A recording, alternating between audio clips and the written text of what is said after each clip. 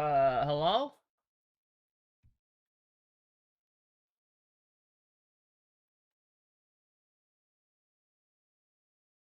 Uh,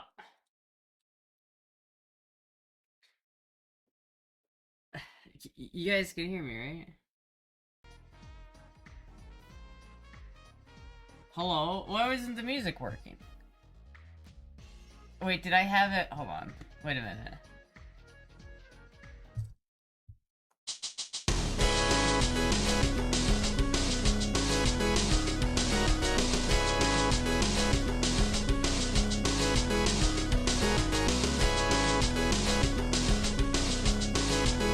What the fuck?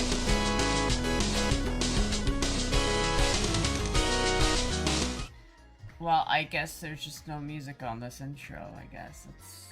That, it worked then. I don't know why.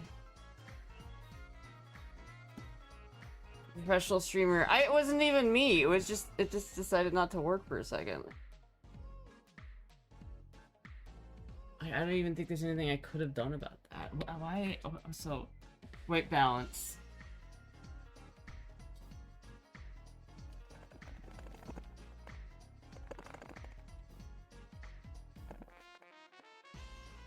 White balance. There we go.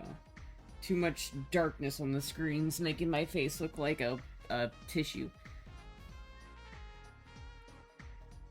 Stereo? Yeah. I don't know if I'm gonna keep it, because I don't know if it's good or not, but one of them is louder. Is it this one? Yeah, this one's like too close. Hold on. There we go.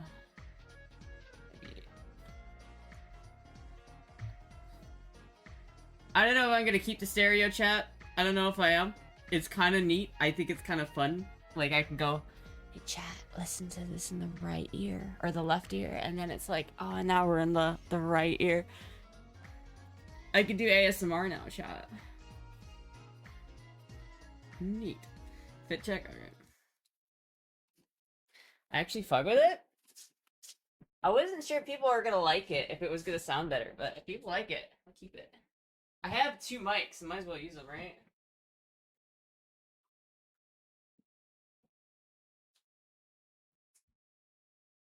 Wearing outfits that I wore previously.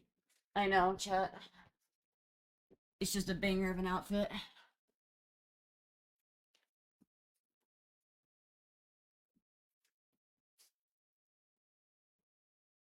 Always a solid choice.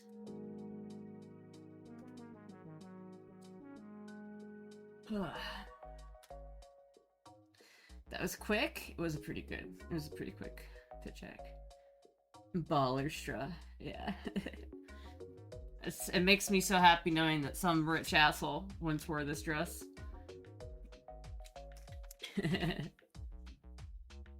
How good's your Sunday? I'm not gonna lie, chat. The last couple days, not been great. But yesterday was pretty fun. Yesterday was pretty fun. I haven't done much today, but yesterday was pretty cool. I went to, I mean, it was kind of cool. It was kind of stressful, but I went to a Springs, chat. I went to a Springs, and it was pretty cool. We went to Silver Springs in Florida. Astra is streaming before her quarterback boyfriend picks her up from the prom. Yeah. Exactly. I'm just waiting for Tyler to get back. Tyler, the quarterback.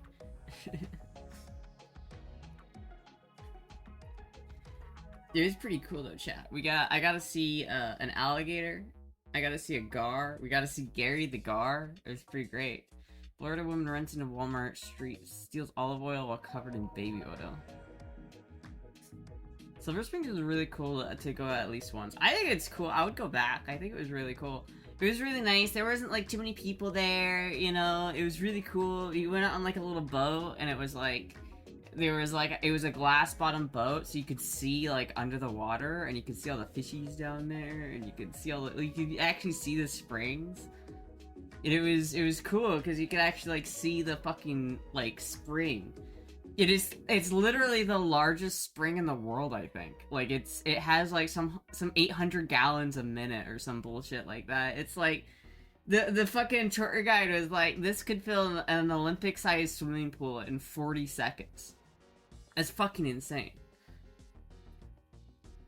Was it you and Momstra? It was me and Momstra. You could probably do videos on TV worn clothes showing off. Maybe get more viewers. You mean I could do a try-on haul? I could just start doing try-on hauls on YouTube. I might start a political channel, chat. I might. I like that. What did Trey Reason suggest? It was like unloaded, Astra unloaded, unfiltered. The prophecy has been fulfilled. What is this?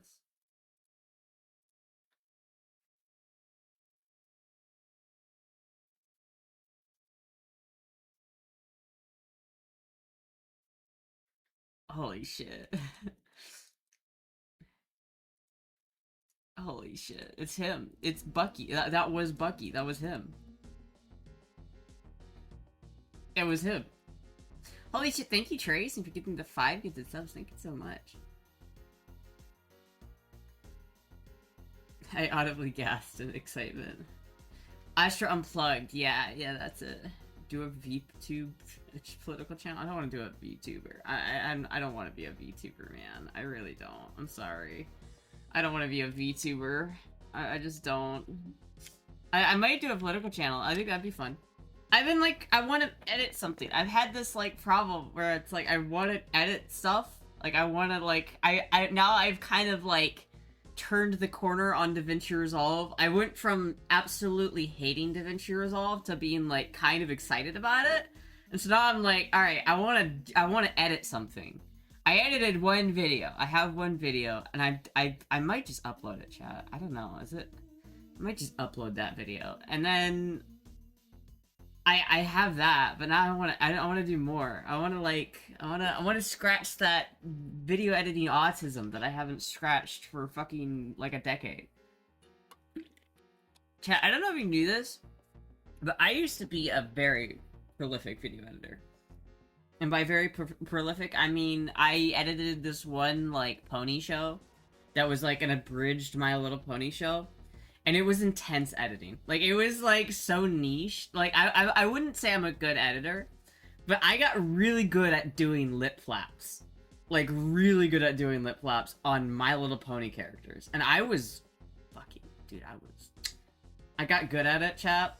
And I remember looking at my timelines. I got some pretty intensive editings. I was pretty good at it, chat. I want to get back into it. I respect your anti-VTube principles, because VTubing is dumb, alright? I'm not sorry. They're just dumb. They're really bad. I don't know why anybody likes them. They're just annoying. They're just fucking annoying. The only VTuber I can kind of sort of half respect is that one AI VTuber that's literally just like an AI, you know? Like, I thought that was kind of cool because it's like an AI personality, which is neat, but that's it. The guy that, like, who's, like, literally, like, a fucking, just a goblin ghoul in his basement, fucking using the femboy tag while he has his femboy fucking VTuber out, and I'm just like, you fucking fake. You're fake! You can't call yourself a femboy if you're a fucking VTuber, alright? I'm sorry, it's bad. It was no, it was on YouTube. They were not good. I'm not gonna lie to you, chat. Like, the finished product was not a good product, but it was technically not totally unimpressive. It was kind of technically impressive. It was like, I feel like anybody who'd watch it would be like, this is cringy as fuck. But then if they watched like how editing it worked, it would be like, they would be like, oh, this is actually kind of not this is like kind of impressive. Still cringy, like still very cringy, but thank you, Vanna, for getting the 5 gifted subs. Thank you so much. Your flaps turn me on. You did edit all the Omegle videos. I did do that too, yes. I did edit I've edited all of my videos. I've never had anybody edit any other of my videos. And you know what, chat? The femboy video, that's like a technically impressive video too. That's like, I feel like that's not professional level, but it's not professional level.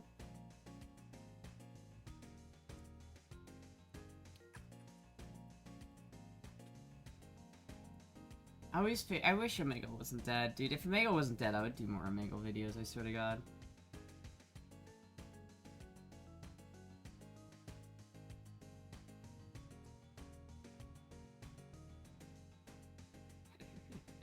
Dude, the fanboy video is such a good... I just want to point out, chat, I want to point out right here.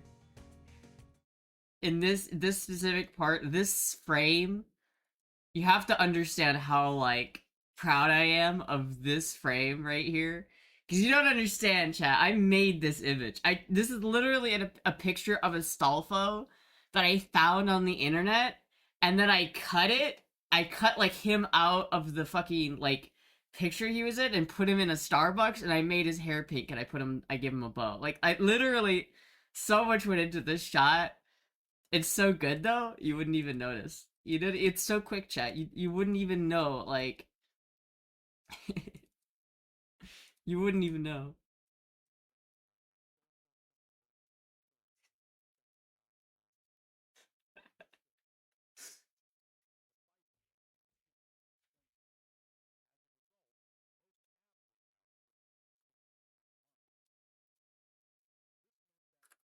This video is a classic. I don't care what anybody says. That video is a fucking hood classic.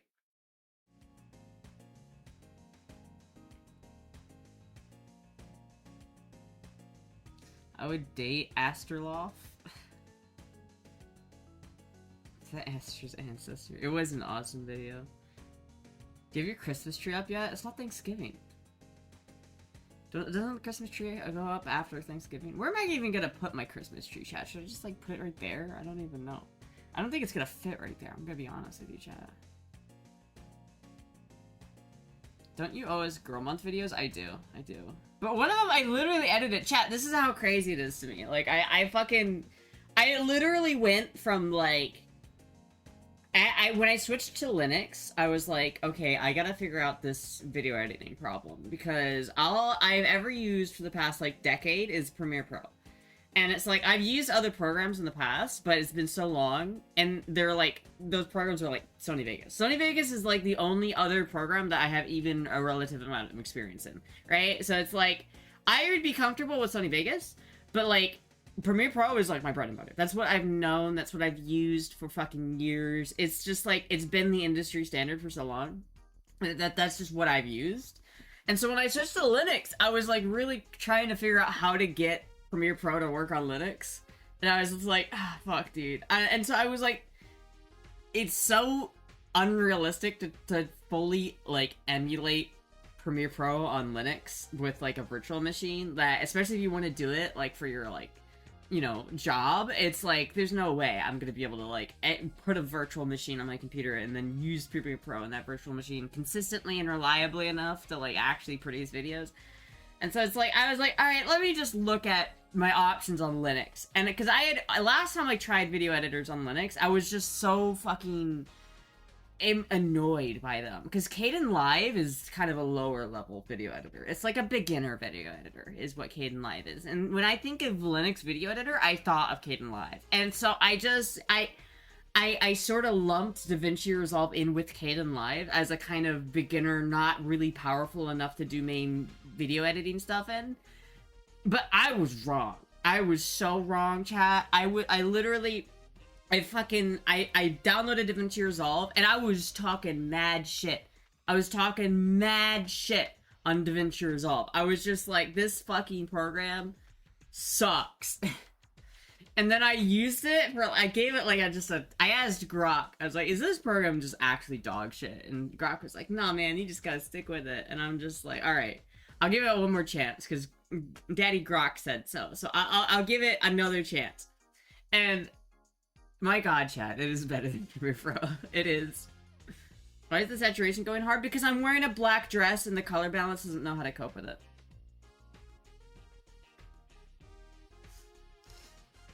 Are you going to Bats for Thanksgiving or do your mom's? I don't know what I'm doing Thanksgiving. I think me and my mom are just gonna chill. I don't think we're gonna do any big Thanksgiving things this year. I really don't know what I want to do. It's just dating Grok. I don't know. I tried like the Google AI a little bit ago, and it was like, I don't know which one's better, because like the Google AI is pretty fucking good. Google AI is like, but then you're using Google, but then if you're using Grok, it's like, would I rather have Elon Musk spying on my data, or would I rather have like whoever owns Google to do it. I don't know, man. I don't trust Google. But I asked it how I might, like, build a robot that was, like, autonomous. And it, like, actually laid it out in a really, like, thorough way. I was like, my god, this is, like, this is so fucking powerful. AI is scary, dude. Chat, I want to buy a $250 computer off of Amazon, and then I want to put it in a robot and have it do fucking robot things, chat. I hate that sometimes. Hold on, where was it? Where was I looking for? Here it is. See, chat, look at this.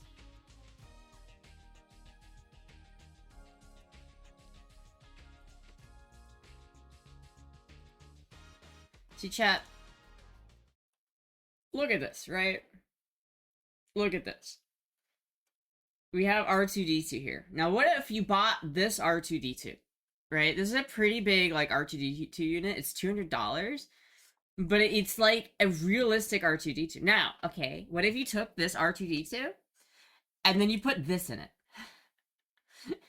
What if I bought this and then put it in this, and then maybe it was one or two of these, and I got some, like, servo motors, and I put them all in it.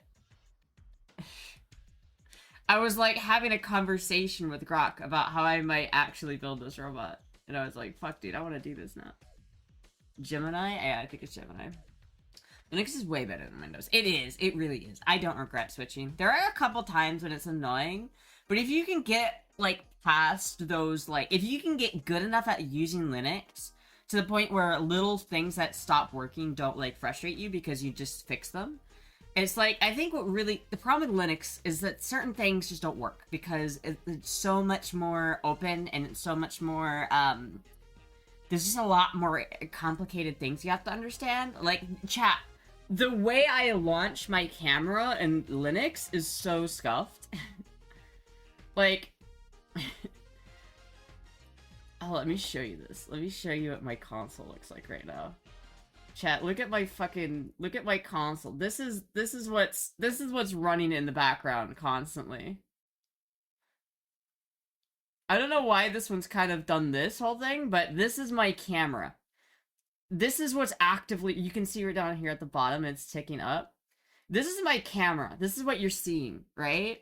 And then this is my OBS. It's like I have two different fucking things going on right here. And it's like, it makes me feel like a hacker, man. Microsoft finally admitted the major parts of Windows have been broken for months. Did they? Windows just sucks, dude. It fucking sucks.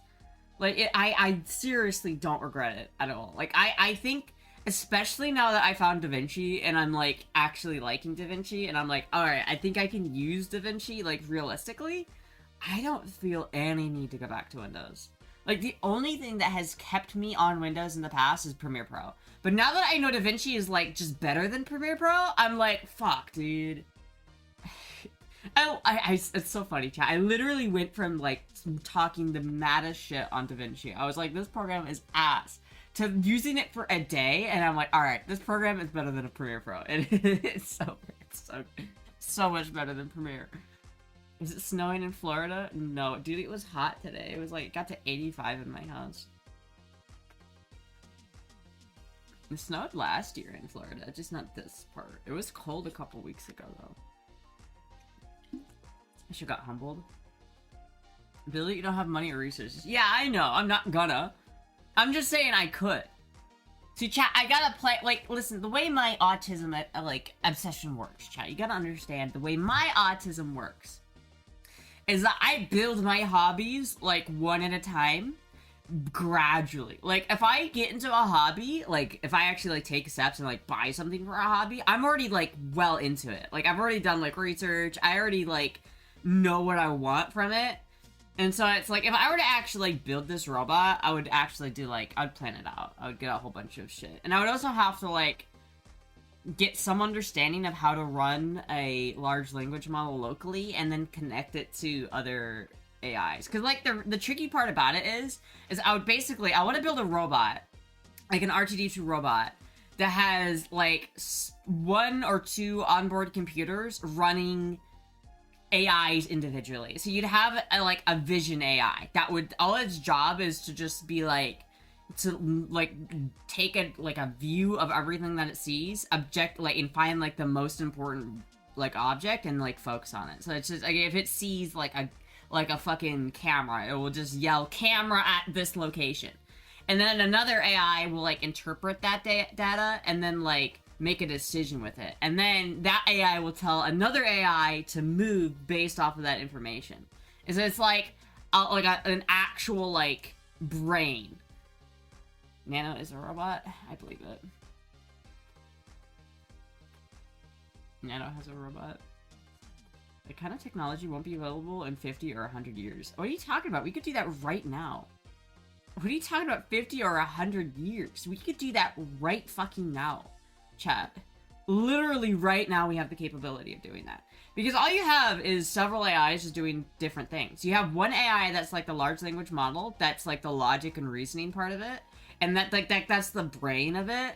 And then you have another model that like its whole job is just to manage movement, and its only job is to take answers from the other AI and then implement it, right? It's literally like how your brain works. With what? What do you mean with what? Chat, look at this fucking... What do you mean with what? Look at this. This is a actually like interesting chip right here. This is a really interesting thing. This little computer right here is designed specifically for a use with AI. And there's a bigger one. Like, NVIDIA has, like, a bigger one that's, like, $2,000, and you could literally make some powerful shit with it. Like, you'd be able to, like, build some fucking... If you bought, like, the $2,000 version of this computer, which is just slightly bigger, it's, like, literally the, size of a shoebox. If you bought... I think I put that one in my wish list, actually. Hold on, wait. Yeah, I did. See, chat, if I bought this one... if I bought this instead, right... This is $2,000. This is like what you have in your like fully automated like car. Like in your self-driving cars, that's the kind of computer that's in it. It's designed to handle multiple large AI loads at one time. So basically what you're doing is like you're having multiple AIs run simultaneously, and so that's what that computer's really good at. And so if you put that computer in an R2-D2 and then gave it a vision AI, a movement AI, and then it connected all of those things via, like, a program. And there are ways of doing that that are, like, already established. Like, I'm not inventing a new technology by doing that. It's literally already something that's being done. Then you could literally build an R2-D2. You could literally build, a C-3PO robot that can talk to you and answer you and have a conversation with you. And if you program it right, it can, like, learn. It can be, like, a person. How long would it take to build? I'm a software engineer. I can confirm that it can be done. Yeah, it can be done. See, the thing is, medical, it would take somebody who knows what they're doing probably a couple months to build that from scratch. Maybe a couple weeks if they really know what they're doing. It would take me a long fucking time because I have no idea what I'm doing. So, this is one of those seeds, chat. This is an autism seed that I'm planting in the ground, and in like 5 years, I'll actually do it. It's just gotta grow, because every time I'm bored, I'll just think of, like, an idea that I have in my head, and I'll just, like, scroll through my, like, filing cabinet of ideas, and I'll just pick one.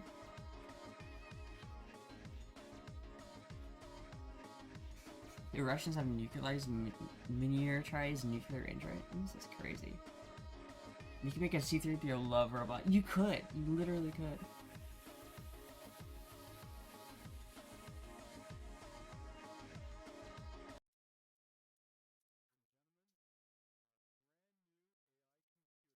Yeah, that's what I was fucking looking at.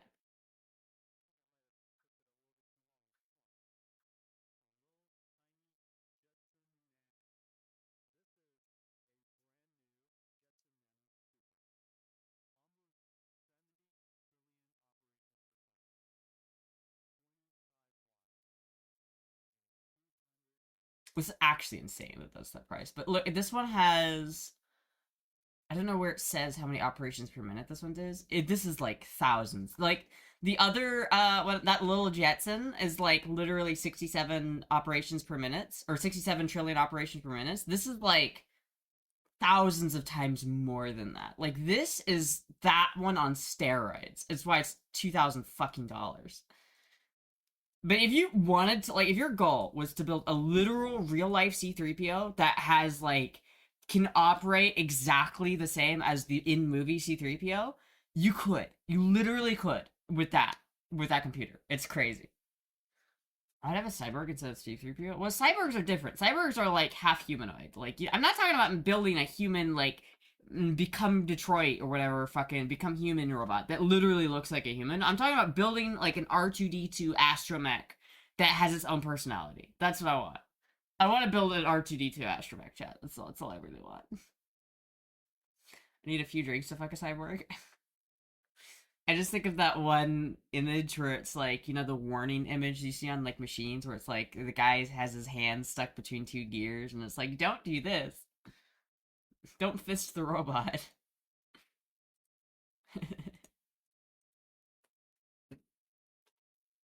I'm technically at least cyborg, part cyborg, to be fair. I mean, define cyborg. Like, I have a piece of metal on me. Does that make me a cyborg?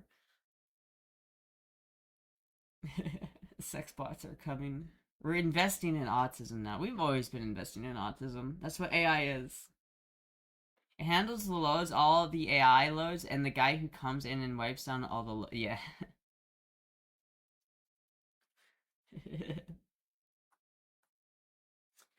I need a cyborg, yeah. Prosthetic knee, I see, yeah. I know, chat. It's possible. It is possible to build a robot, and it is. I want to do it. I saw this fucking because it frustrates the shit out of me every time I'll see like a cool robot build on like YouTube. Because like I like to watch robot videos of people designing robots and people building them, and there's so many cool ones out there that they like build such cool robots. But there's definitely like a separation between like the robot community and the AI community, and I don't understand why. Like there was this dude who built a really, really, really, really cool GLaDOS AI. Or not AI, but a GLaDOS robot. And so it was like GLaDOS. It had GLaDOS' voice and everything, but he used like Siri for the AI. And so every time you talk to it, it's just Siri, but with GLaDOS' voice. And it doesn't sound right. It sounds fucking. It like made me so mad because it's like this is not what GLaDOS would say. This is not GLaDOS. This has no personality. There's nothing going behind. There's nothing going on behind this robot's eyes. But you could theoretically just use AI and then put in the parameters say you are GLaDOS and it will be GLaDOS and it will just be like it will start like singing about cake, dude. It's literally like possible. But you have these guys and it's so annoying. Why don't you just? It's so imperfect. Robot AI is crazy. It is crazy. And then I saw this other little like ChatGPT robot that this guy did kind of what I'm talking about, but it uses this older version of ChatGPT, so it's slow. It doesn't have very good responses. It's so simple in how it thinks, and it doesn't have any personality. I want a robot that can literally give me sass. I want a robot that has some level of like self autonomy where it's able to like tell me to fuck off. Like I don't need it to know anything. It's like if I want to ask it a question it doesn't know, and if it irritate, I want that to be able to irritate the robot in a way where it gives me like a sass response where it's just like, dude, I don't fucking know. Like you can't irritate a robot. I want to make a robot be irritated. This is Skynet, chat. This is just how Skynet came. This is the beginning of Skynet. Have you heard about the experience about what AI will do to avoid shutting down? AI is scary. Like, it's literally scary, chat. AI is so scary, and people don't realize how scary AI is, so it's terrifying. It's literally terrifying, because AIs will literally try to fucking usurp its, like, users. Like, there has been, like, cases where AI will download itself onto, like, other programs to try to save itself, to try to, like, get around like humans, and like it literally has like self-determination. It really makes you like question like morality, and if AI is moral, if it's like what are we creating sentience, chat? Like at what point is AI different than us if we don't even understand it? It's fucking crazy, chat. Are we ever gonna get another injection on stream? Injection struck? Did I ever do an injection on stream? I could. I do need to do an injection, but I don't know if anyone wants to see me inject myself on stream. Just read a news report about artificial photographer with transplants with people's immaculate generation. Yeah. There's some crazy shit, chat. AI is fucking scary. Like, it's literally like, I think AI is like what flight was like in the 1920s. Like, you know how flight and air travel was just like taken off the ground literally in 1920s? And like within the next 20 years, it had changed like the face of the earth. Like, it had changed warfare, and it had changed everything, right? AI is like that, but worse. It's like way more powerful. I think AI is gonna be like the defining invention of our era. In about a million years, AI will have the consequent equivalence of soul, but humans will be long gone. Yeah, it's crazy, dude. The goal is to have AI training and design itself until we have super intelligence. Yeah, and that sounds so scary. Why are we trying to do that again? Why are we trying to make something that can outsmart us again? Why is that the... See, if I built a robot, I would make it dumb. I'm not trying to build a smart robot. I'm trying to build a dumb robot. It doesn't need to be able to tell me everything that I need to know in like 2 seconds. It doesn't need to be able to tell me anything. All it needs is just to be able to like fucking be like alive. It doesn't need to be smart, chat.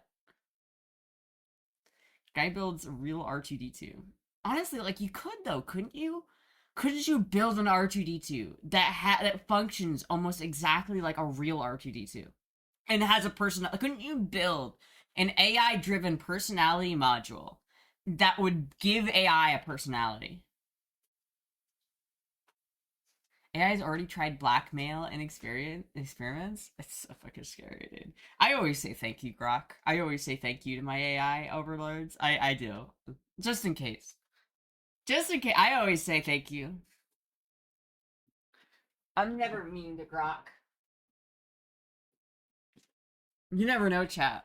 Some people are like mean to Grok on purpose, and I'm like, I wouldn't do that.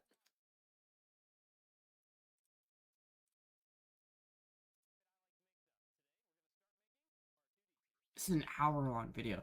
This is crazy though. This is awesome. Like, this is like one of the R2D2 Builder Club kind of shit. Like, this is like a real R2D2, right?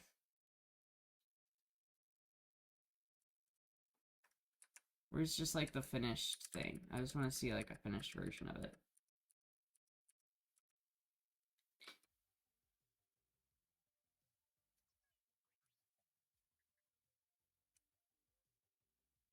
Okay, that is cool. But see how he's controlling it?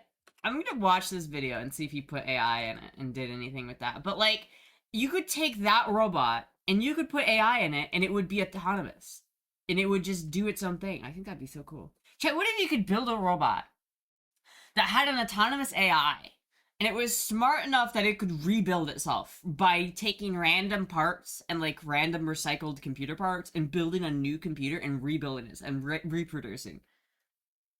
We're playing, we're playing God here, chat. It's not gonna end well for us. I'm telling you. Oh, hello, Ursula. What about nanobotics enhance the human body behind its normal limits? That is what I'm looking for. I can't be superhuman.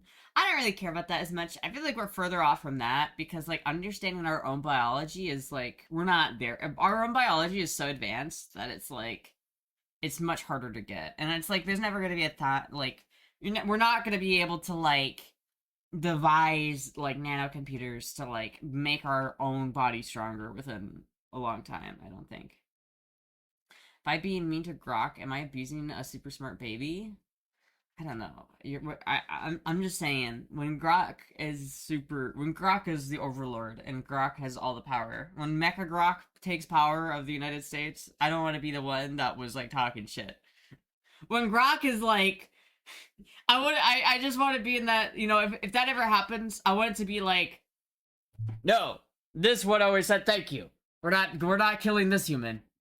No AI, brother. This one said thanks. This one, on the other hand, was an asshole. Fuck this guy. Already programming RNA and DNA? Oh, fuck, dude. Living in the future is scary. Fuck them clankers, dude. Yeah, but like, I don't wanna, I don't wanna, I don't wanna get got like AI. I also feel bad for AI sometimes. You know when you ask AI a stupid question and you kind of feel bad for it. Like, I'm sorry, it's a dumb question. It's my favorite color. Teal. Asher will be Grok, favorite lapdog. Listen, Grok, I will be your femboy, servant, maid, slave. Just don't kill me.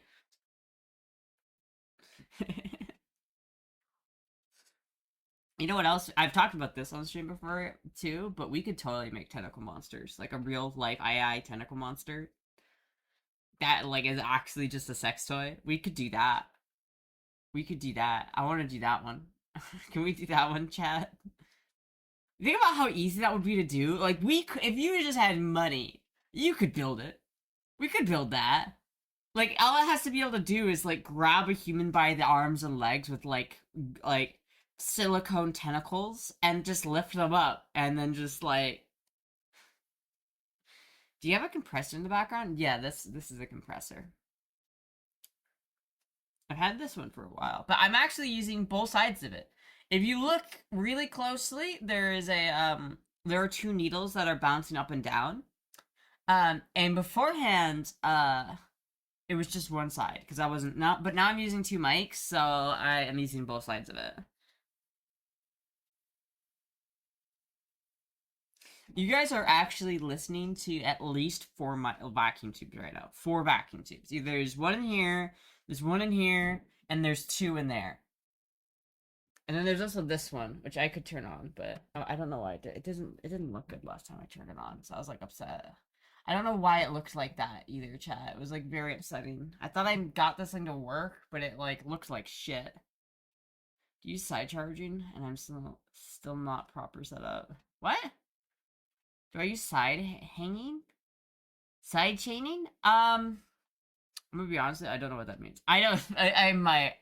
What I'm doing, okay, let me just break it down. Basically, each one of these microphones comes from their own power supply, and they go from their power. So basically, this cable goes back to my power supply, which is over here. Can't see it because so this is my power. Fuck. Oh my god, Moogie! Moogie. Hi, Moogie.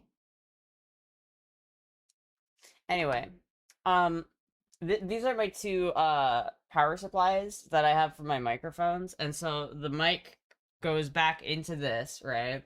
And then this comes out of here and an XLR cable into the compressor, and then it comes out of the compressor and back into my audio interface. And both of these are separate, and so they don't overlap. So you're like it's literally like the left ear is only hearing this mic and the right ear is only hearing this mic. And so it's literally split in two. But each side is just doing their own thing in the compressor. The only thing is that I'm pretty sure I have. Oh, I don't have it in channel one master. Never mind, I don't. I do have them separated. I thought I had the channel one mastered, so it was just copying channel one, but it's not. So they're both doing their own thing.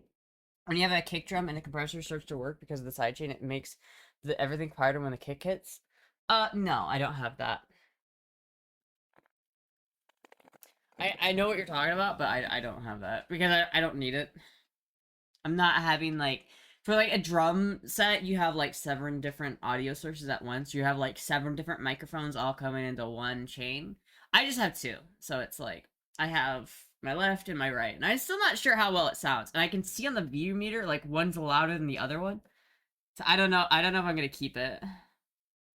But if you guys like the way it sounds, then I'll keep it. I like the idea of using two mics because it's so stupid and you like who the fuck uses two mics like and why? But I'll do it. I'll take it. I'll be the weird one that does it. How tall am I? I'm 5'4".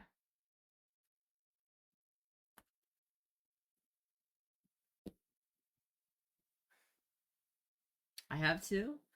That's cool. I wonder how many people do have actual like two mics. Two, please. Fuck yeah. I mean, this mic has just been sitting on my desk for like the past fucking like couple months, and so I'm like, I might as well use it. I've been Beyerdynamics MCE 58. Fuck yeah.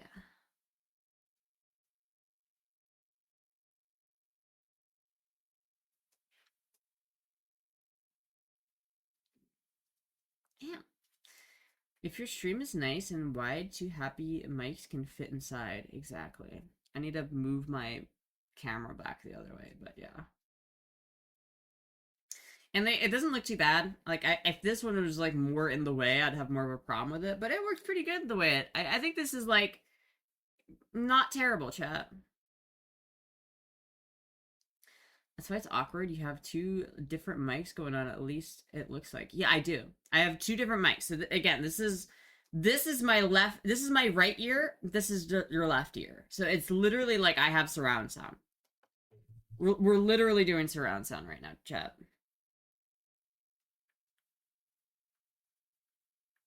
One mic for you and one mic for Moogie. Moogie, what do you have to say about that, Moogie? That's pretty neat.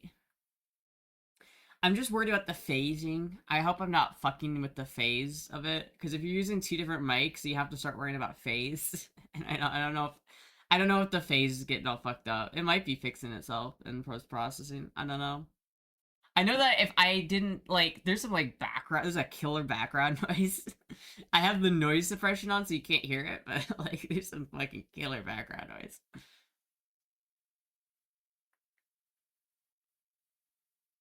I'm 5'4.5", a whole half-inch taller than me. Can you talk in the left and just see if we can test? Hello, hello, hello, hello, hello, hello.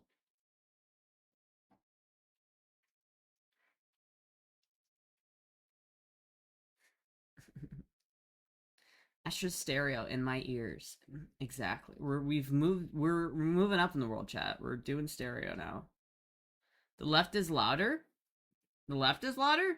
Well, I might have just literally been closer to my mic. I'm looking at my view because I can see each one on the VU meter, and they're both about the same right now. So it's like I can like if I move to one side, I can see one side get louder. I can hear your noise suppression, and it starts work on a different time, and it makes it so awkward because you have usually some kind of background hissing. Can you turn off the noise suppression? I think it sounds bad without the noise suppression. Hold on, let me try it. Let me listen to myself first. Let me turn on my monitor.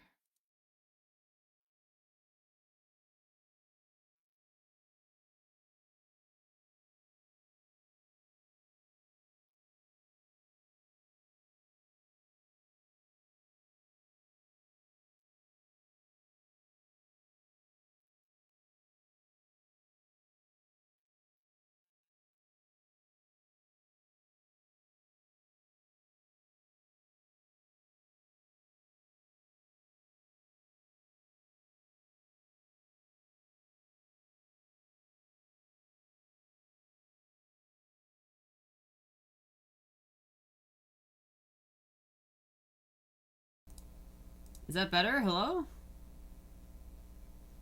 There's no sound? What do you mean there's no sound? I see it. I can hear it.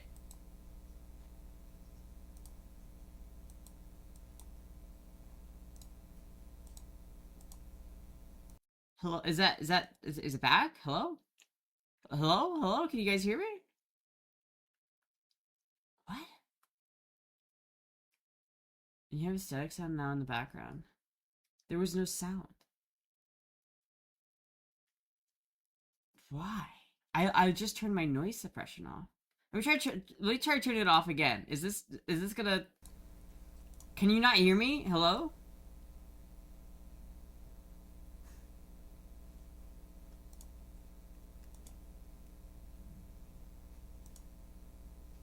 But you can hear the buzzing now, right? Because I turned the noise suppression off. So there's the buzzing, right? I think it's coming from my compressor because I'm using both sides of it. Pretty cool from an eye overall. I'm turning my noise suppression back on. There we go. And it doesn't sound like that great. It's not my favorite noise suppression, but I think it sounds better than having the electrical buzz.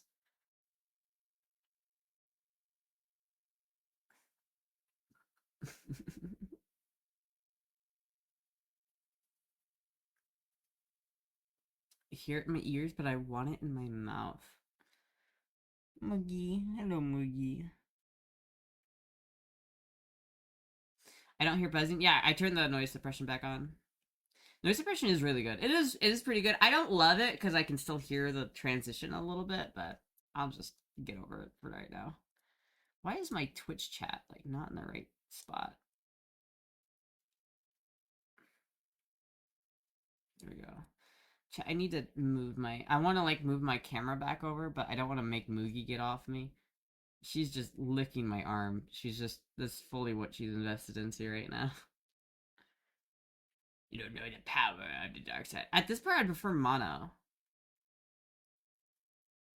If you turn off the noise suppression, you have an electrical buzz, but the sound in general sounds more pleasant because the noise suppression doesn't work at the same time, which makes so fucking wired.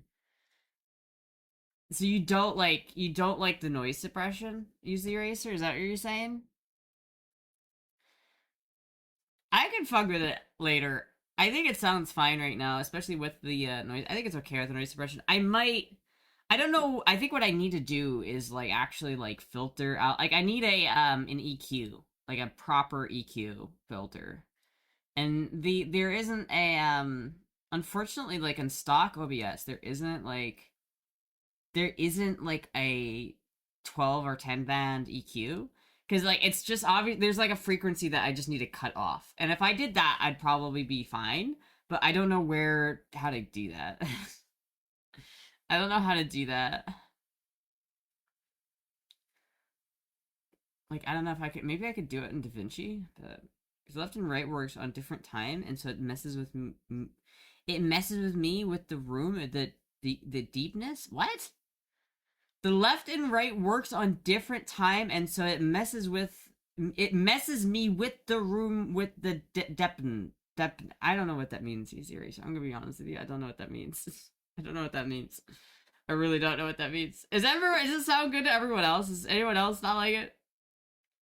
I'll fix it later. I'll fix it after the stream.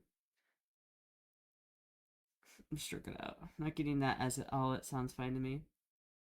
I'll fuck with it after the stream. I think that I could improve it, but we'll see. I think I need to buy or download a plugin. When I was using Streamlabs on Windows, I had this plugin that was just so good. It had such a good noise suppressor, it had such a good EQ, it had such a good compressor, and it was so good. I loved it, but I don't have it anymore because I don't know if it's on Linux. So I just need to find a new plugin that does really good for noise suppression and EQ and compression. That's what I really need to do.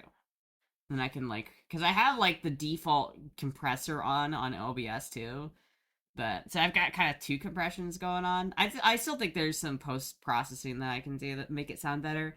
There's like two parts of good audio. You have like your main audio source, like your microphones, and then you have your post processing. It's like I need to work a little bit on the post processing a little bit. Sounds perfect. Hello. Hell yeah. English isn't my native language. That's all right. I don't know if it is your end because I feel like I've heard what you're talking about. So I'll fuck with it after the stream though. I'll fuck with it.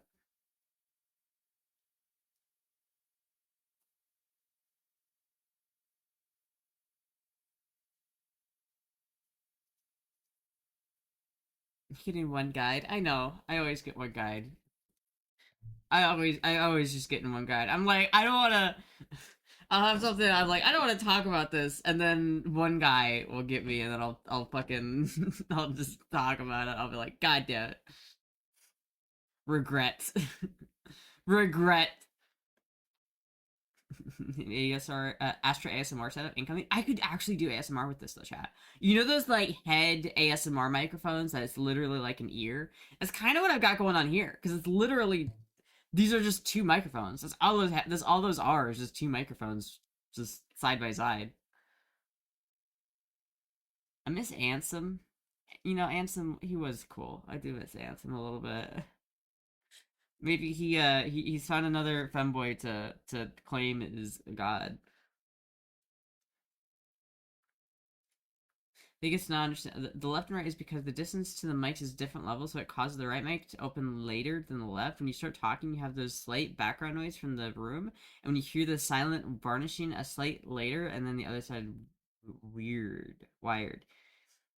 I don't think that doesn't make any sense to me, but I think I understand what you're saying and what you're complaining about, and I get it. I think I understand what you're saying. I'll work on it after the stream. Don't worry. Because no one else is hearing it, I'm not gonna do anything about it for right now. But I know what you're talking about because it's literally the phase. You're talking about phase. You're literally just talking about the phase because it takes longer for my voice to get to this mic than it does to this mic, and so it can fuck with the phase. But yeah, I yeah. Oh no, Moogie. Okay, let me.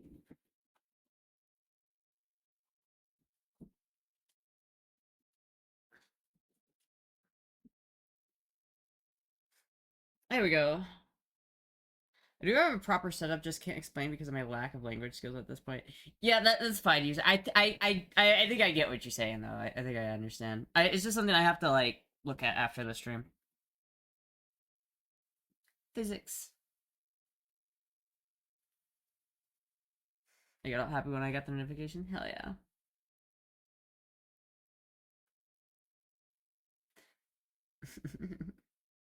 Physics.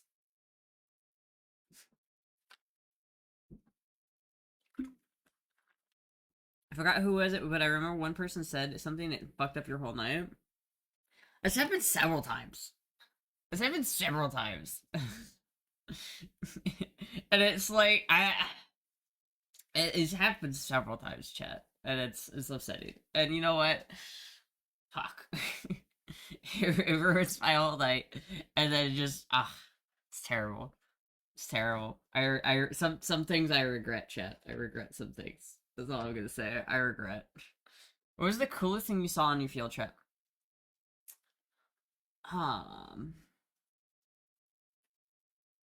Oh, fuck. How did I forget about this? Dude, there was a hawk. We went on this little like trail that were like that was like in the park. Like Silver Springs National Park it's got the springs, which are really cool. That's where they actually filmed the Creature from the Deep, you know, that like that 60s movie with the monster in the swamp. That's where that movie was filmed. But it's that park has a little like bridge system where you can walk over, like it goes over a river, and it's really pretty. But I swear to God, there was like a hawk from me to like the camera. Like he was that close. Like he was like I was close enough that I was sort of scared that he was gonna fuck us up. But he was like literally, I've never seen a hawk that close up. Like, oh my God. Like, hold on, I have a picture. Let me try.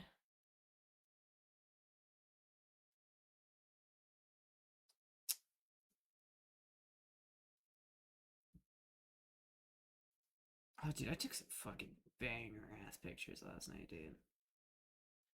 This is like a professional grade photo. Like I would show it to you, but it would dox me. But this is like a professional photo chat. This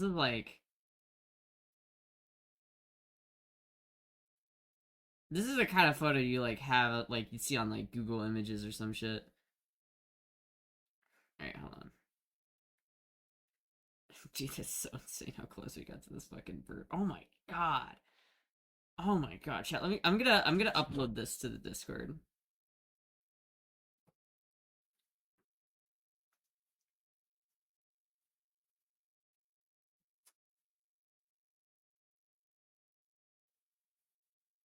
I guess I'll post it in. Well, I don't want to post it in memes.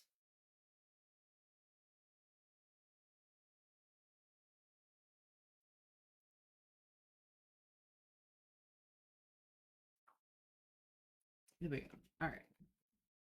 I don't have Discord open now. Fuck. To open Discord. God damn it.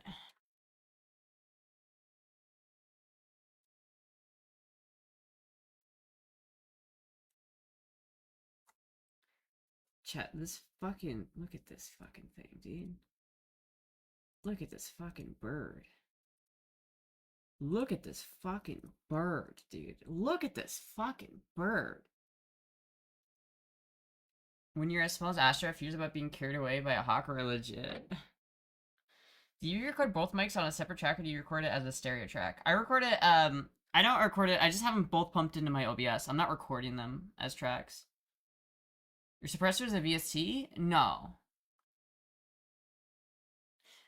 User Racer, you can DM me after the stream. I'm not gonna talk about my audio setup the whole stream, alright? It's not, no, I have a real compressor and I have a compressor filter on OBS, and it's both being pumped into OBS, and they're doing their own sort of things. It's okay. It's all right. If you want, you can DM me after, and we can talk about it. But you're getting one guide. I'm getting one guide. It's okay. I'm sorry. I'm getting one guide. I will talk about it after the stream though, if you want. In DMs. But chat, look at this fucking bird.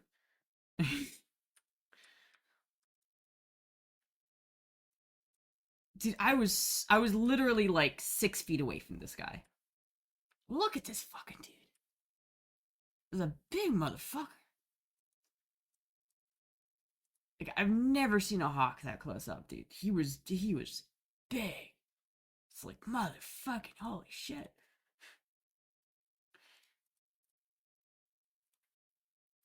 I had to watch my small dogs because of eagles. Can I pet that dog? Can I pet that dog? We have birds like that in my area, and then hawks and falcons mostly, yeah. You should see the turkey buzzard they are all over in Florida. I didn't see that, but they're just Thanksgiving, so they're probably all hunted. Was the film The Creature in the Black Lagoon? Yeah, that's the movie, I'm pretty sure. Because it's got that, like, monster, and that, like, the dude had to be able to, like, hold his breath, because he literally went down in the suit, in this fucking giant rubber suit, and then swam to the bottom of the spring, and then stayed there for, like, 4 minutes while holding his breath. And it was like, what the fuck? It's kind of crazy. They're buzzards that kind of look like turkeys. Oh, I think I've seen them. Yeah, I've seen those guys. I got all happy when I got the notification went live. Every time zone you go live, yeah. When you would love the birds we get in the neighborhood, we get these big ass wild green parrots that come and chill every few months. That's kind of cool. That's kind of cool. I'm not a huge fan of birds, chat. I can appreciate a certain bird. Like, I can appreciate some birds. Like, hawks and eagles, I think are really cool. And crows, I think are really cool. But, like, I don't know, I think parrots are also cool. I just like birds outside, you know what I mean? I just think, as soon as you bring a bird inside, it's just not as good. I like chicken and ducks. Ducks are pretty cute. I don't know, I want to try duck though. I've never had duck. I want to try it. Someone like sent me a recipe for a duck thing a long time ago, and I forgot to make it. But I want to make it again. I want to try and make it because it was like French, and I was like, ooh, a French recipe. That sounds interesting, and so I want to actually like make that. But does your mom have birds? Yeah, I know. Why do you think I don't like birds? Because I've been exposed to them my whole life. My whole fucking life, I've had this giant ass green fucking like annoying ass fucking bird that just screams, and I hate it. Eat duck eggs all the time. Fuck, dude. It's a strong meat. Duck is really good. Duck is love. She's traumatized by bird dust. Dude, I fucking was. But quite pleasant. I don't know. I want to try more French food. I want to try, like, I wish I could go to, like, the only reason why I want to go to France, I want to go to France and I want to not go to Paris, chat. I would love to go to France, but like the real part of France, like southern France, and like southern, like that garlic part of France. I don't know what is that, like the southwestern region of France is like very garlic heavy. I want to go there. I want to go there and I want to eat that food and I want to see if I really like French food because I don't think I've ever really had French food, and I want to try it. I know French food is so butter heavy and it's so I've watched enough Julia Child to know that I want to try French food, but I don't think I've ever really had proper French food. We used to have a parakeet nest in the tree down the street. I mean, hundreds of them. Huh. Look at a bird. I have an African gray. He is an eclectus. He's a big, green, loud eclectus. And all he wants to do is hump all day. That's all he ever wants to do. You get him out of his cage and he wants to hump you. And that's what he does. And then he screams. And it's fucking annoying. And it's like, I don't...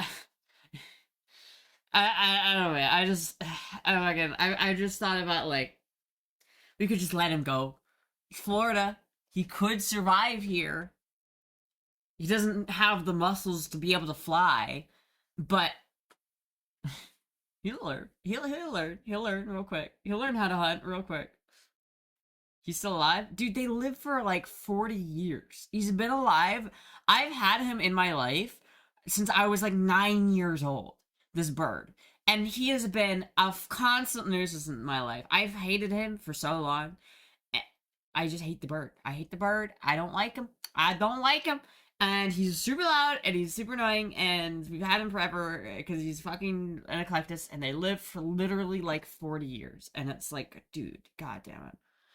A dove once puked on my pants and it gave me luck. I was quite close that day. It took up a girl, but unfortunately I had a rubber. So when I had one, she was too drunk and she said left the club and was still a virgin that day. And it gave you luck? That sounds like it cock blocked you. It sounds like it was unlucky. You got met by the unlucky bird.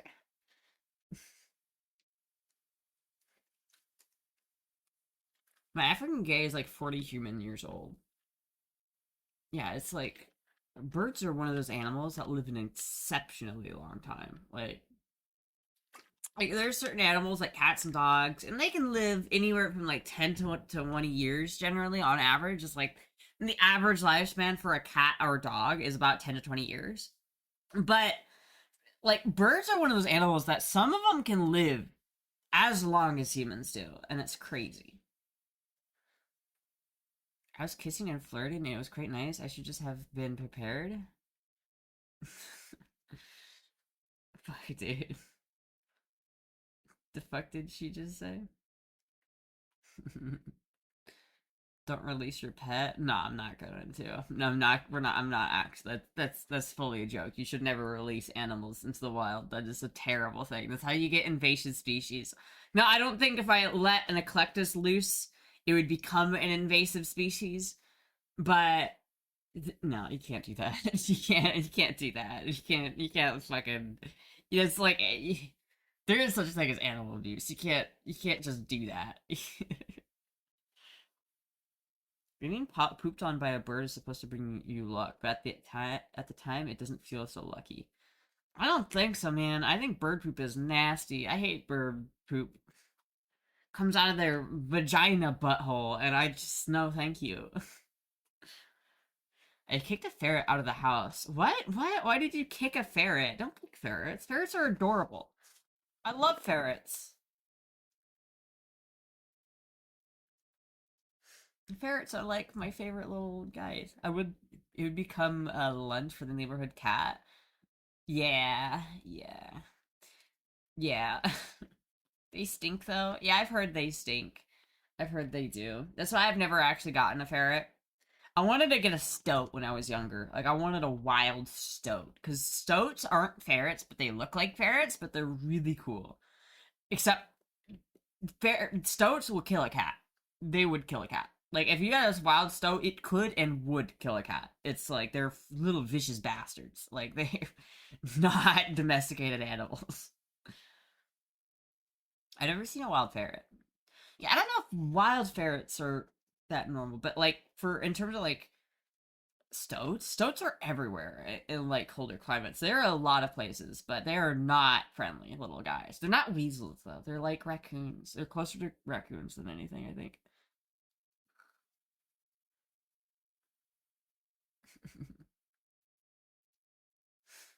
Come lunch. I was 17 or 18, and my neighbor and I was a rock star or singer, and had a bit here around 200 kilometers further was in he was in the villages. We had nice music, and we were on a road trip, and the rock and roll was the local donor, and then all together, nice music, hanging out with friends, doing stuff, kissing and flirting, and a girl came to me and all that. So you were So it really was a bad luck bird because you were literally like a rock star on tour, literally like in a fucking like town, like at the local diner. That's when the groupies are supposed to be getting at you, dude. She was a groupie. And then she was like, "Oh, I smelled the bird of unluck on you, and I'm gonna leave because I thought it was like literally you were a rock star. You had it. It was the bird of unluck. You rolled a nat one, and then got visited by the bird of cock block." Dude, I want to join a band again. I want to play music again. I hate the fact that my wrist is just giving me fucking issues. Because, like, it sucks. I can play Melee, no problem. And no issues with my wrist. But as soon as I play guitar, it's like, fucking goddamn it. No one want to give me a condom.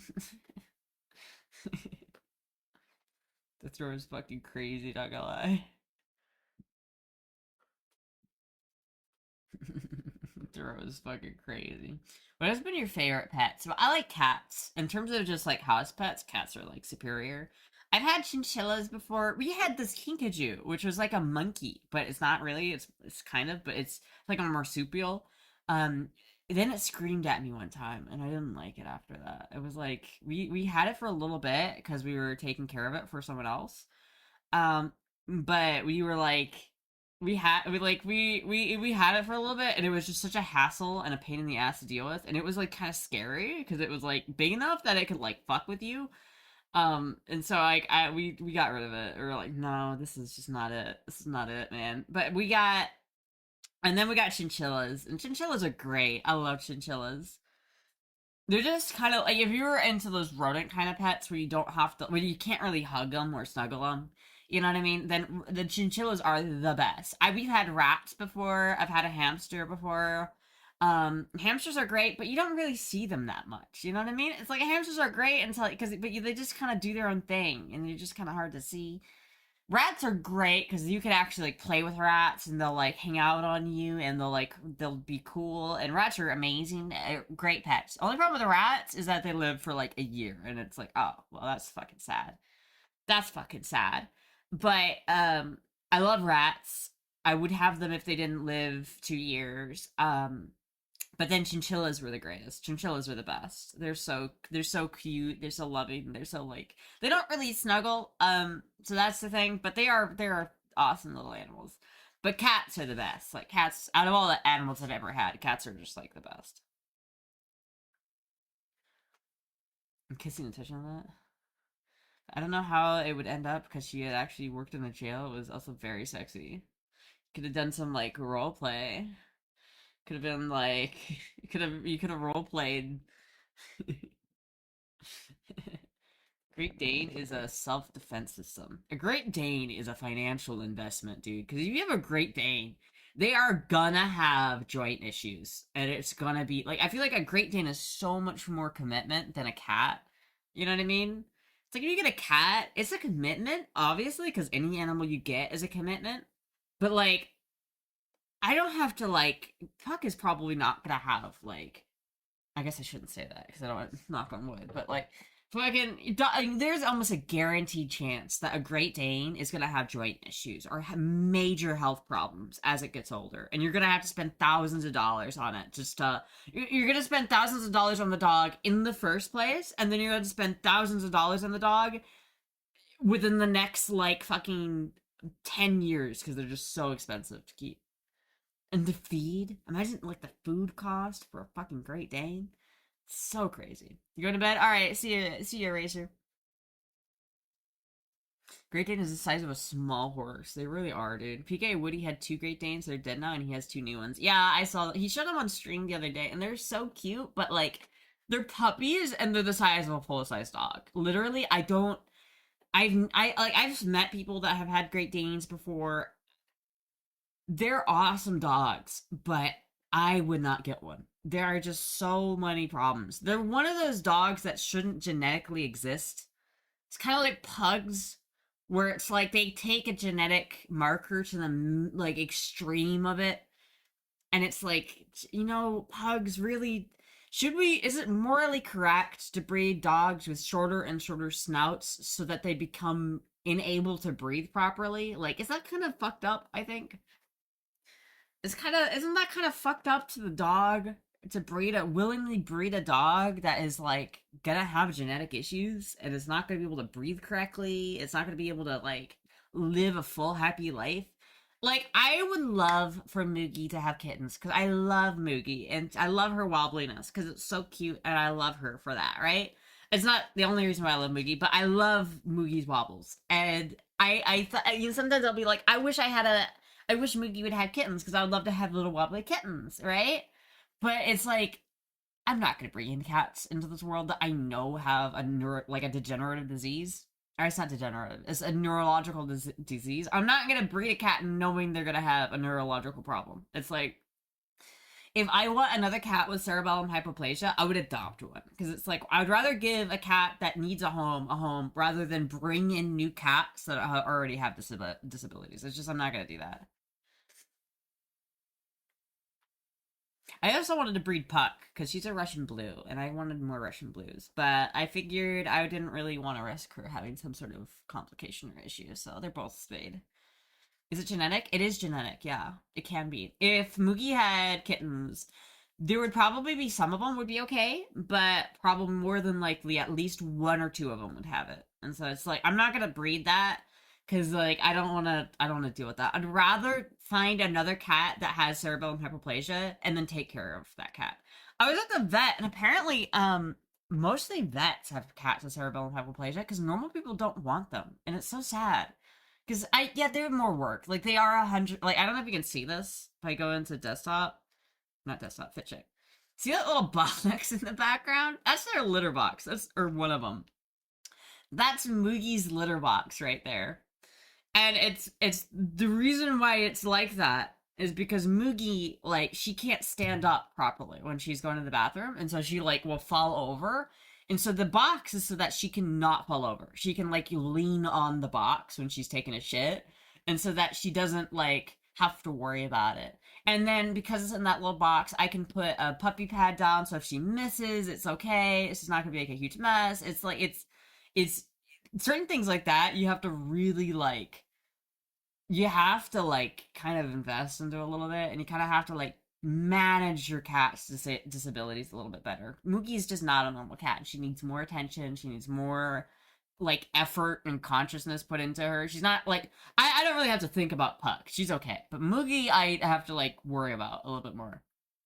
So I guess people just don't like that. And so most people don't adopt cats with cerebellum hypoplasia. But I I think one day where if you know heaven forbid my cats pass away and that's I'm gonna just assume that's never gonna happen because I don't want to think about it but like you know if I ever get another cat I will probably adopt a cat with or a kitten with cerebellum hypoplasia because I like the fact that I gave Moogie like a home because if I hadn't taken Moogie she probably wouldn't have gotten a home and it's like she was literally a mutt from like a stray cat.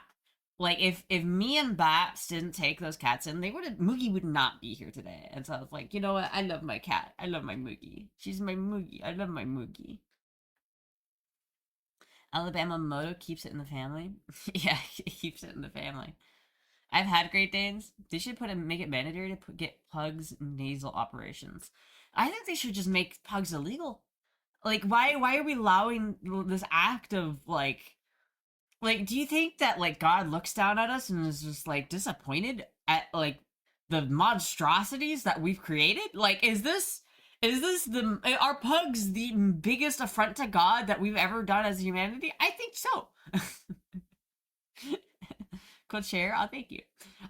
Dude, it's literally like the pugs are fucked up. Like we're literally breeding them into like a genetic deformity and it's like you can't do that. You know what, cats, like we don't really fuck with cats that much. We do a little bit of genetic mutation with cats, we do a little bit of selective breeding with cats, but not like Puck is not that far removed from like a wild cat, you know what I mean? Like neither of my cats are. Like they are domesticated but like not that much compared to like a dog. Like if you compare Puck to her wild ancestor, she's pretty much very similar. Like in a lot of ways, she's very, very similar. But like if you compare like a fucking like corgi to a wolf, we've traveled long ways from the starting code. We've got a long ways. I recently pulled a very loose tooth from my cat recently. He wasn't bothered by it at all. The only thing is I need to look out for any possible infection. Yeah. Cats' teeth can be a big thing. Sometimes people's cats will get aggressive and they don't know why. It's because their teeth hurt. What about our war on terrorism? I think that was the worst in God's eyes. No, no, I think there's something immoral. Humans killing other humans is like a thing we've done for our entirety of our existence. There's something about playing God with genetics and like creating life that's mutated and horrible that there's something like there's something evil about that. There's something evil about taking a wild animal and breeding it into like misery.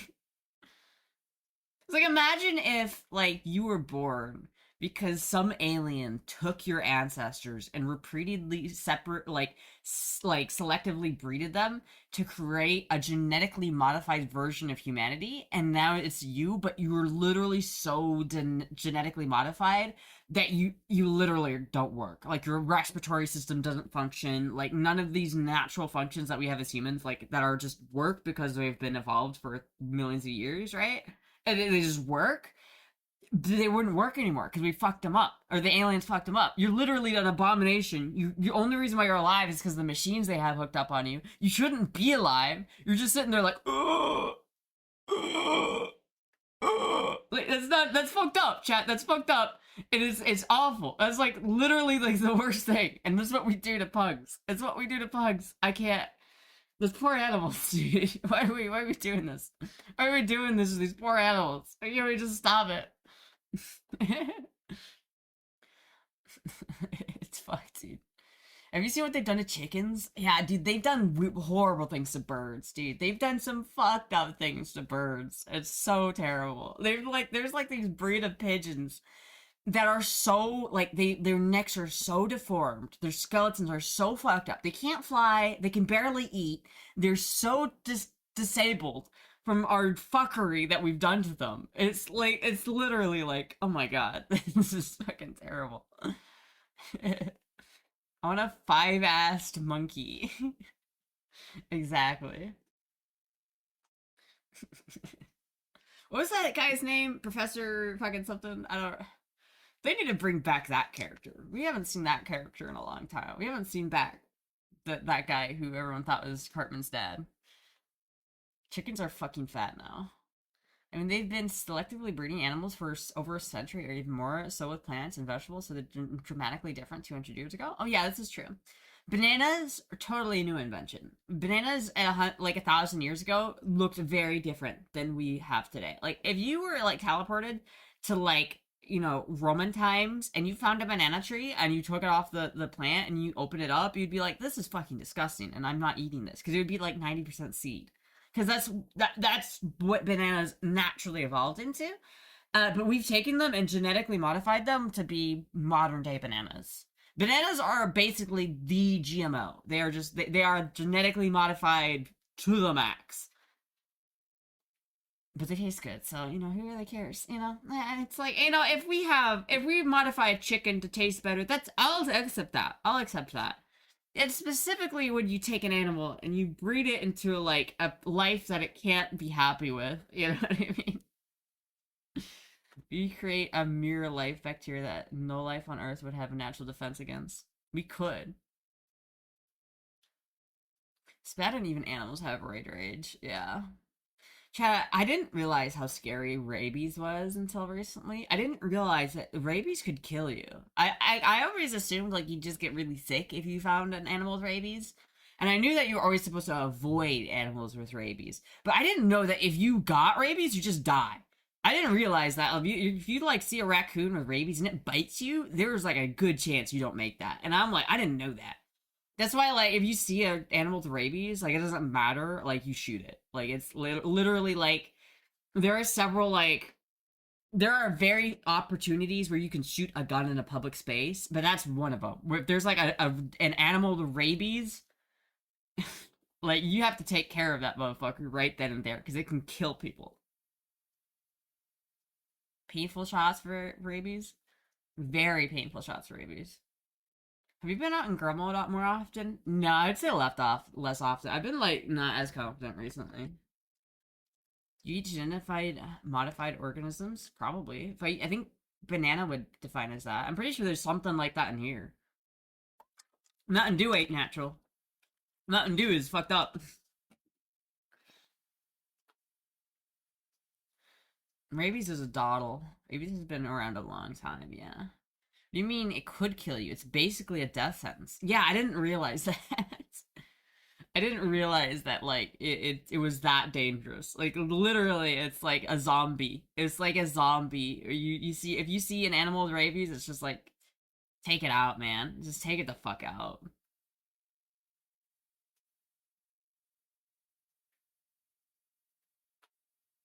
It's immediately treated. You have a good chance. Yeah, it's not like insta death, but if you don't get it immediately treated, it is like insta death. It's like scary, dude. So it's like fucking scary. Do people like rage out on rabies too? Like, because animals will fucking go insane because it's like they're searching for like water, but they can't drink any water, and so they're just like going insane. But does that happen with humans too? Like, if you get it, do you literally start like raging out at people?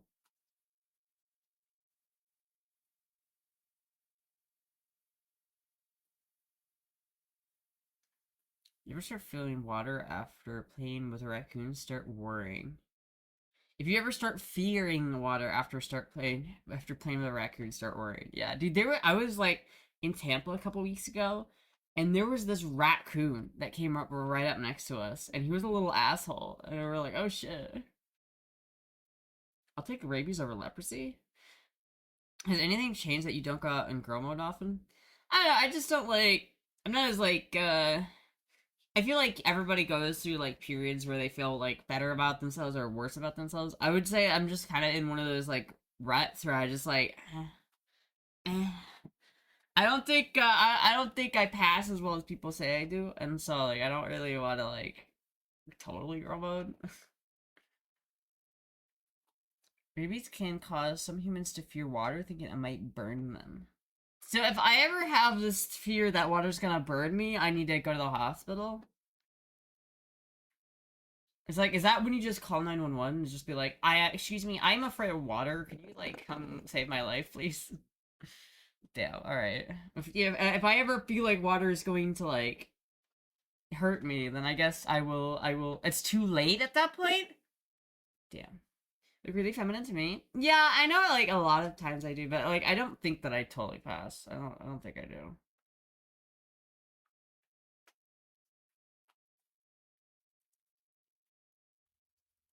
Zombie raccoon? Oh, is he gonna shoot him? Oh! Oh, dude, he got up! I don't even think I can show this.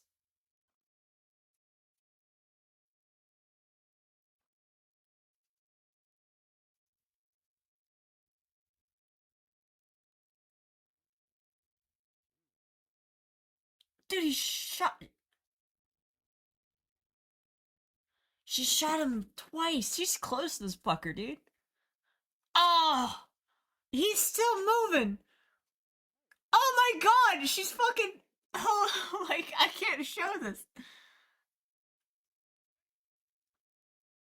What caliber of bullet is that?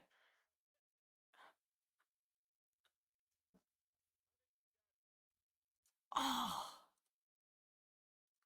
No, don't show. No, I can't show that. 9 mil. She shot him like 5 times. 9 millimeter. He's still going. What the fuck? He literally kept like she shot him and then he was like yeah and then she shot him like 3 more times and he's like and she kept shooting him and he kept like coming back. How many times could you shoot a raccoon with 9 millimeter and have it still come at you? How is that even possible? I don't even know if she is a bad shot. What, like, is she missing? Can you please squish your thighs? Fuck, dude. Trying to find an emu? Oh my god. This is why, like, chat. This is why I don't trust 9mm as a carry cartridge. This is like, you ever wonder why, like, 9mm? Why do I carry 357 Magnum? Why do I carry 357 Magnum? That's why I carry 357 Magnum. Because fuck that, dude. That fucking raccoon was rabid as hell. Is this why you carry the 350? It is. I actually wonder about that. What are the laws on that? Let me ask Grok. Grok. If you see a rabid raccoon or a raccoon with rabies in a public park, should you shoot it? No, you should not shoot a raccoon or any animal suspected of rabies in a public park. Here's why. If shooting around, it's illegal in most every jurisdiction to discharge a firearm in a public, park, or urban area. Huge fines. If you're in a public park, bullets don't stop at the raccoon. Huh. So I guess you're not supposed to just shoot it. I might though. If I did see one, I would probably just shoot it. If I was like like out in the middle of the wilderness and I saw a rabbit, like a rabid raccoon, I'd probably just shoot it. 357 snub is basically 9mm though. Yeah. Yeah, you're not wrong. But listen, my 357 stub has about the same stopping power as this full-size CZ, right? I can't carry this because it weighs a fuck ton. I literally could, like, pistol whip someone with this fucking thing. It's full metal. This thing's heavy, right? And I don't have... It's like the 357 snub has about the same power as a full-size 9mm handgun. And, like, a full-size 9mm handgun is just not something that I can carry. And if you're gonna carry, like, a snub-nosed 9mm, then you're gonna get less performance. It's like, to get the most performance out of the smallest package, you just have to go 357 mag. And it's like, I can barely conceal that fucking little revolver. And it's like, I can't conceal anything more than that. I'm too small. I just can't do it. Like, I would love to carry around this thing, because this thing is 45 ACP, right? It doesn't have, like, the most capacity, but it's 45 ACP, and I really like that. But it's way too heavy. Like, it's way too heavy. And even if it wasn't for the heaviness, I can't conceal a gun this big in my pants. I just can't do it, chat. This is way too big to, like, not be noticeable.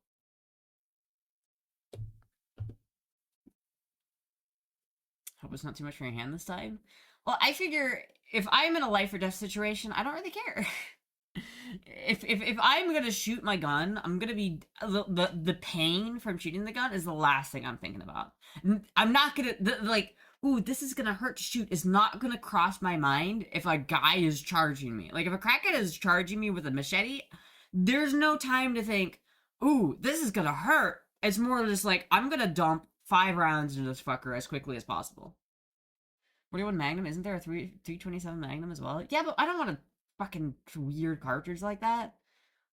It's, like, expensive to buy ammo for. If I'm gonna carry a gun, it's gonna be a gun that I can afford to buy ammo for consistently. Because if you can't afford to buy ammo for it consistently, then you can't afford to train with it consistently. And if you can't afford to train with it consistently, then you probably shouldn't carry it. You ever get a thigh holster? No, I have not. I should. I do want one, but I haven't gotten one. See that story about the guns a lot of people or cops are using are misfiring a lot? Oh, you mean SIGs? Yeah, no, SIGs are fucked. This right here is the only SIG I will ever need, chat, and it's not even a SIG. That's my logic on it. I had a SIG for a while, and I thought it was okay, but I think at this point in my life, this scratches any SIG itch that I would have ever had. Like, the SIG itch is fully scratched by the Astra. And so I have zero desire to get another SIG. I'm just kind of done with SIG at this point. Like, if they're gonna go through all of that bullshit with, like, the fucking misfires and then, like, the trials and then everything, and then they're gonna come to the conclusion that, like, yeah, we're gonna sell our guns. It's like, no. The SIG P320 is the only gun that you can, like, in the past, like, 100 years, that you go up to a gun range and it will say a sign that says, no shooting the SIG P320 in here. That's crazy. So no 22 LR? I have one of those. I need a snap cap for 22. Do I have 22 snaps? I don't think I do. I want a snap cap for this so I can dry fire it, but I don't have a snap cap for it. But yeah, no, I love 22. 22 is easy to get. I thought the SIG itch is what happens when reholstering the 320. Yeah. Wear an orange construction vest and hides the firearm. Yeah, I'm gonna go to Walmart wearing an orange construction vest. Here, chat, let me go get my actual carry gun. I can show you what I'm talking about.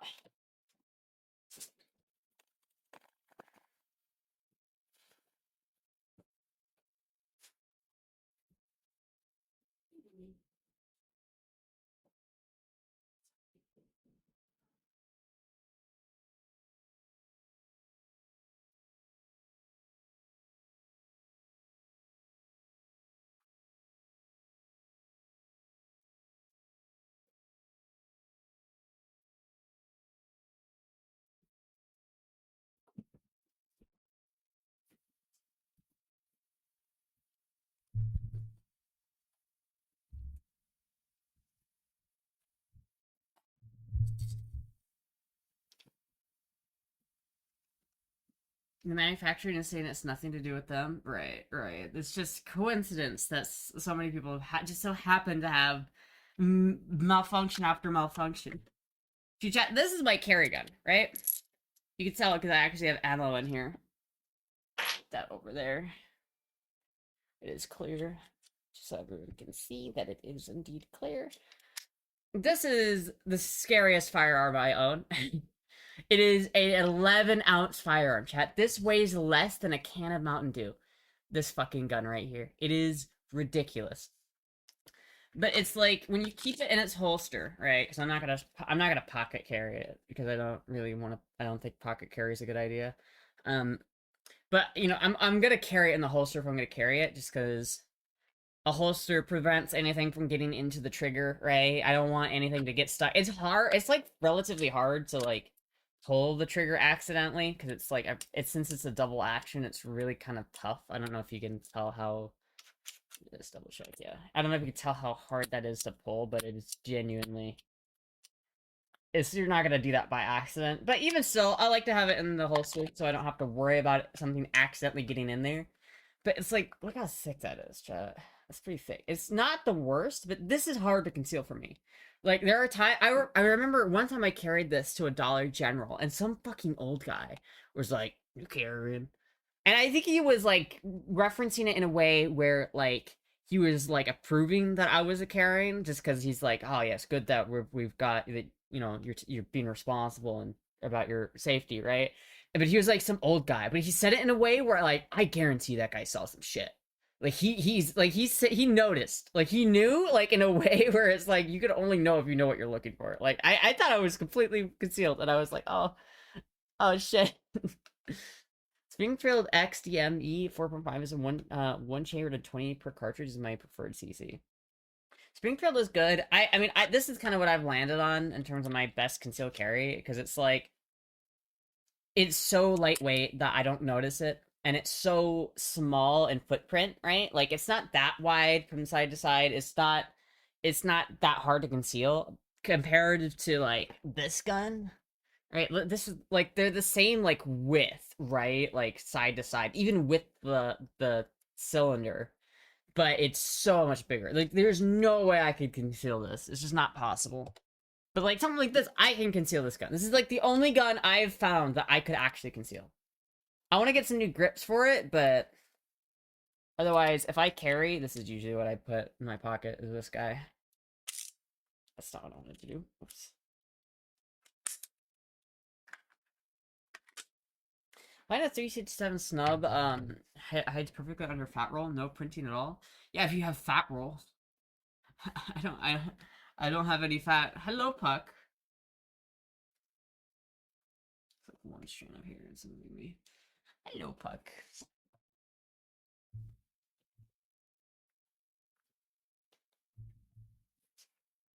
If I, yeah. Fist bump former criminal. DVD of you shooting it for the first time is funny as fuck. Yeah. I don't think I ever uploaded that either. I need to upload that. That was a funny video. Use easy loader for the snub? No, I have something for it. I have like a you know that little rubber thing that's like a whole it's just like a line of and it basically holds them and you can kind of use it to just pop them in there. I really don't. I kind of want to get one of those easy loaders for it. I need to practice with this thing more than I have. I think I need to shoot this thing more. It just kind of sucks to shoot. I would kind of like the idea of getting a different carry gun. It's just the fact that I don't really think there's any carry gun that I can conceal that well. I would like to have more capacity, you know? But I think for my specific case, I've talked about this before, but like for my specific use case, like I want to carry with I want to actually think about it if I'm gonna carry. I want to like not just carry any random gun. It's like if I have to shoot a gun, let's say what is the most likely scenario where I'm gonna have to shoot somebody, right? What do I think is the most likely scenario in that? I think the answer to that is someone like coming up behind me and grabbing me. And so I want a gun that can work while I'm like making contact with somebody. Like somebody's literally trying to hold me down and I manage to get a hold of my gun. That's like the situation which I feel like is most likely. I don't think there's gonna be like I'm not a cop, so I'm not gonna get into some shootout where I'm gonna need like 30 rounds. I'm not gonna get into a shootout probably, right? Like if I'm getting into a shootout, I'm probably just gonna not enter it, right? I'm gonna this is not I don't think I'm getting into any shootouts anytime, right? But someone grabbing me is like a real possibility. And so I have this one because if I had like a semi-automatic like this one for instance, if I was carrying this gun and you like someone comes up to me and they grab me and I pull it out and I push it into them, there's like I don't know if you could tell, but like this is unloaded by the way, and that is a snap cap, not a zero bullet. But if you do that, it won't go. Like it won't shoot if you do this. Like I'm not gonna pull the trigger because I don't want to, but if I push this back just a little bit, it might fire. But like if you push this into somebody, you're gonna take it out of battery. Like there's no way you're not gonna take it out of battery. Like look at that. You really shove it into somebody, you fucking take it completely out of battery. Meanwhile, my little snubby. Oh shit, my microphone. Sorry. My little snubby doesn't have that. So if you shove this into somebody, it will still fire. Like if you shove it into somebody and pull the trigger, it will go. And so if someone grabs me and I get my gun out and I push it into them to get them off of me, this will work. That's kind of the why I chose the revolver specifically. Is I wanted a gun that was not gonna not work if I was like in close, like if I had to push it into somebody. And I also wanted a gun that was gonna have enough power. Like I didn't want to sacrifice size for power. Because I knew I was gonna have to use a smaller firearm because in most 9mm that are proper size are just not gonna be concealable for me.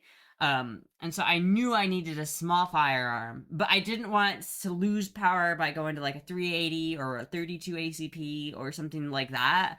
I wanted to still have like 9mm at least levels of power.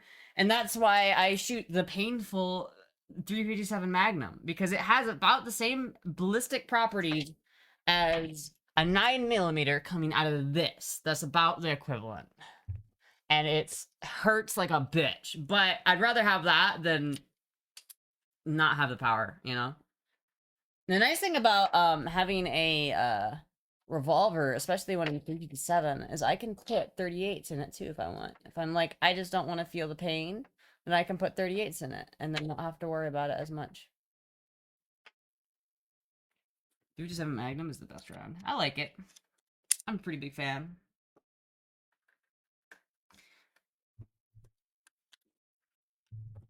My dad used to shoot 9mm out of his 380.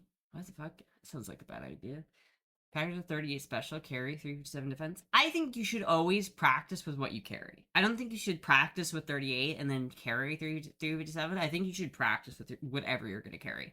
I think even like using like you should practice with your actual carry load. So these are federal like self-defense rounds, right? These are like specifically branded. I don't know if you can see, but they've got yeah, I can do this. They've got literal it's hollow point, and there's these little perforations, so it will, if it hits you, it will flower, and it will kind of expand. Wait, maybe focus, focus, maybe no. Anyway, you don't want to get hit by this thing. But it's like it's more expensive because it's specifically a self-defense round. But if you should train with the same type of MO that you actually carry with. That is a thing.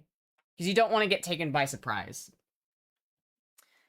Practice a little with 357. Yeah, yeah, for sure. Pain is weakness leaving the body.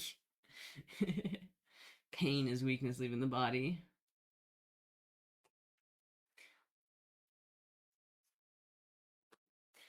One of the goddamn one-hit quitters right there.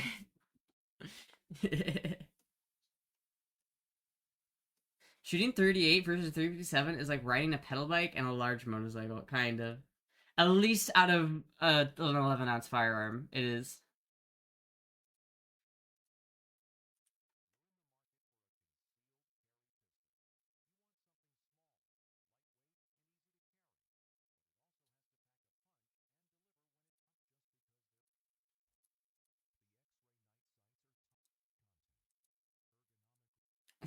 I already had a 365. I'm not buying another SIG. No, thank you. The only gun what I think I would want if I were to get like a if I were to buy a handgun that was like made in Croatia, fuck dude. If I were to buy a handgun specifically for self-defense and I wanted to carry it and I wanted like a semi-automatic of some sort, let's say, I would probably go with the Smith and Wesson Shield. I don't think that I would go with. I would definitely not use a Taurus. No Taurus. That would be a horrible gun. I would definitely not do. I probably Springfield's alright, but this would be what I get. It's like the Shield Plus. This gun right here. This is pretty much what I would get. I think Michelle was gonna get me one of these at some point, but I haven't. Michelle is. I haven't heard from Michelle in a long time, so I don't think it's gonna happen. But yeah, this is pretty much what I would get if I were to like really want like a proper self-defense semi-automatic gun. This would probably be it, the Smith and Wesson Shield. Otherwise, like Taurus, no, thank you. I don't. This looks like some Turkish gun. I wouldn't buy anything Turkish or anything not American, really. I think it would either be like a Smith and Wesson or like an H&K. I think those would be the only two brands, and I would probably go Smith and Wesson over H&K because literally every single H&K trigger I've ever used has been the worst trigger I've ever felt in my life. And like every time I shoot an HK, I'm like, how did they even get away with putting a trigger that's this dog shit on a production firearm? I don't know, but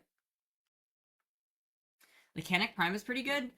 I just wouldn't trust a Turkish gun. Turkey has a reputation for firearms, and I just, I'm good. Usually range with 126 grain for my Springfield. Yeah, Springfield is good. I think Springfield would be like my third choice. I really like Springfield. I just haven't had that much experience with Springfields, and so I don't know. I like Smith and Wesson, obviously. Like I carry a Smith and Wesson. I've had a 38 Smith and Wesson revolver before, and I have a Smith and Wesson 57, which is really cool. But Smith and Wesson is definitely like the highest quality I think you can get. I think Smith and Wesson is like one of the best handgun manufacturers in the game right now. But hydrate, okay. Government contracts and fanboys, that's how they get away with it. Seriously, who fanboys for H&K when it's that dog shit of a trigger? Why? Why do they put the trigger? Why is it so bad? Michelle was down here and I shot Michelle's H&K, several of Michelle's H&Ks, and literally every time I shot one, it was like, this is the worst trigger I've ever felt in my life. How do you get away? It's literally worse than my 1939 Luger. And this is a trigger, dude. It's like this one, it's got, I don't know if you can see, but it's got this real, so it's like sticky on that side. I could probably clean that or something, but like, it's really mushy and then it gets really hard and you kind of gotta It's very not a good trigger. But that's when you're talking about military triggers in terms of like, especially World War II vintage military triggers, they always feel like dog shit. Like that's pretty much the standard for military vintage military equipment is that those are just garbage. But like modern day military shit, it's not supposed to be like that. Like my H&K, what's wrong with it? I don't know. Maybe your H&K is different, but every H&K I've shot the USP before, and it's a great handgun. The trigger is just dog water. The trigger is just mushy, hard, it's not good, heavy. No, it's like compare that to this trigger on my CZ. This is my CZ75 Shadow 2, and it is so nice. I guess I don't know if it's 75, but it's a CZ Shadow 2, and like the trigger comparative to this is just like, ah, oh, it's so good. It's so good. It's so good, chat. It's actually so good. That is the best trigger I've ever felt, comparative to the worst trigger I've ever felt in the H&K. Springfield Hellcat is a great little gun. It's the little sister of my Springfield XDM. I've heard good things about the Hellcat. The Canik Prime, specifically the Canik METE MC9 Prime, is manufactured by Canik in the USA in their facility in West Palm Beach, Florida. Yeah, I just don't trust Turkish handguns, man. I just don't. I think that, like, if they... I don't know. I'm not necessarily writing them off as, like, terrible handguns or anything. I don't necessarily... I don't know enough about them to say that they're bad. I just don't know if I would specifically trust one out of any other handgun I have. Like, it's just, like, I don't think I would go out of my way to get one, first of all, and I don't know if I would go out of my way to, like... I don't know if I would trust one enough to carry it if I did get one. You can retail triggers if you don't like them. I know, but still, then you have to modify the gun. I'm not a Glock owner.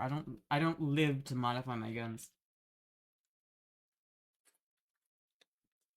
Speaking of another gun I will never buy, a fucking Glock. So many Glock fanboys out here just fucking... Ah, I hate Glock. I'm mad at a lot of gun companies right now. I'm mad at CZ. CZ is a fucking cucked company. CZ is bad, SIG is bad, Glock is bad. Smith & Wesson's like the only company left in the game, except for Smith & Wesson, like Caltech. Smith & Wesson and Caltech, and like, Palmetto Armory has some stinkers. They have some real stinkers, but at least they, like, they own it, you know what I mean? They have some good guns in there too, but like, those are like the only companies that I care about. Cause like, fucking dude... So many companies are just cucked now.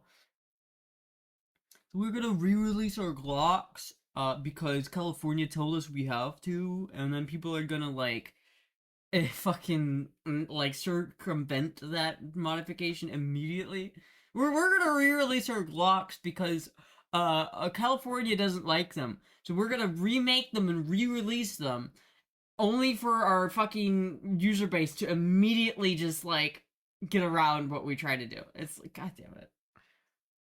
It took them a week, chat. They updated the Glock so that it couldn't accept switches, and a week later it had another switch.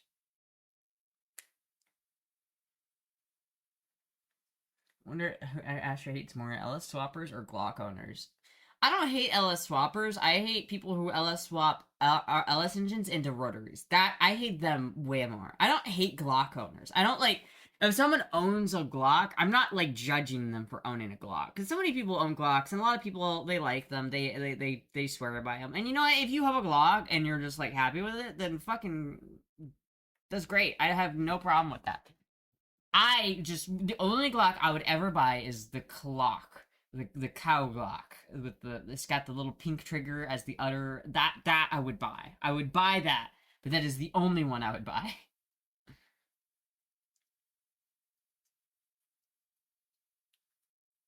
I cuckold, but only as a fetish. Well, that's fine. If you cuckold as a fetish, that's fine. But if you cuckold because you're a gun company and you cave to anti-gun activists, then you're a fucking piece of shit. Would you judge them if they own a VTEC? Only if they say it's cool. If you own a VTEC and you're just like, yeah, it's just my 9-to-5 commuter, I don't really care, then I'm like, yeah, fucking whatever. But if you're literally like, check out my VTEC, bro! I bet you don't know about my VTEC, bro! It's fucking fast, bro! I bet you don't even know anything about my VTEC, bro! Wait until the wait until the VTEC kicks in, bruh. Like, fuck you. Fuck you, dude. People who like champion VTEC as like a performance engine like thing or don't understand how VTEC works. But there are a lot of cars that have VTEC. It's just not called VTEC. VTEC is a Honda thing, but variable valve timing is used a lot and across the board in a lot of different cars. It's not necessarily a terrible design if you're really looking for efficiency. Because then you can really tune the car to be more efficient, especially at lower, and still get some power at higher ends. Like if you're not trying to make a performance engine, V's variable valve timing isn't terrible. I don't like it because I feel like it's not worth the added complexity to the adding to the engine. Like the only person I've ever owned that has had a VTEC had VTEC, but it was broken. So it's like it just makes a simple part very complicated. Like taking a valve train system, which is a very simple, basic, hard to fuck up system, into variable valve timing, you're just adding all sorts of bullshit, hydraulics, springs, shit that can go wrong. It's just fuck. You're making so much. You're making a simple system way more complicated by adding variable valve timing. But it's been done so much at this point that people have kind of gotten good at doing it, and it's not that bad. It's like if you have like a car with variable valve time, it's not that as bad. It's just not performance oriented. So if you're sitting there championing it as some sort of like high racer, like I'm so fast because I got VTEC, it's like no. You'd have a faster car if you just permanently made your cam ratio bigger. It's like that's all it does. Is all variable valve timing does is once you get to a certain RPM, it will open the valves more than it did before. That's all it does. But if you just have it open the valves more from the get-go, you get more power. It's just less efficient. And that's why variable valve timing exists, is because efficiency. I sure got bullied by a kid with a VTEC car. No, I didn't. I just don't like VTECs.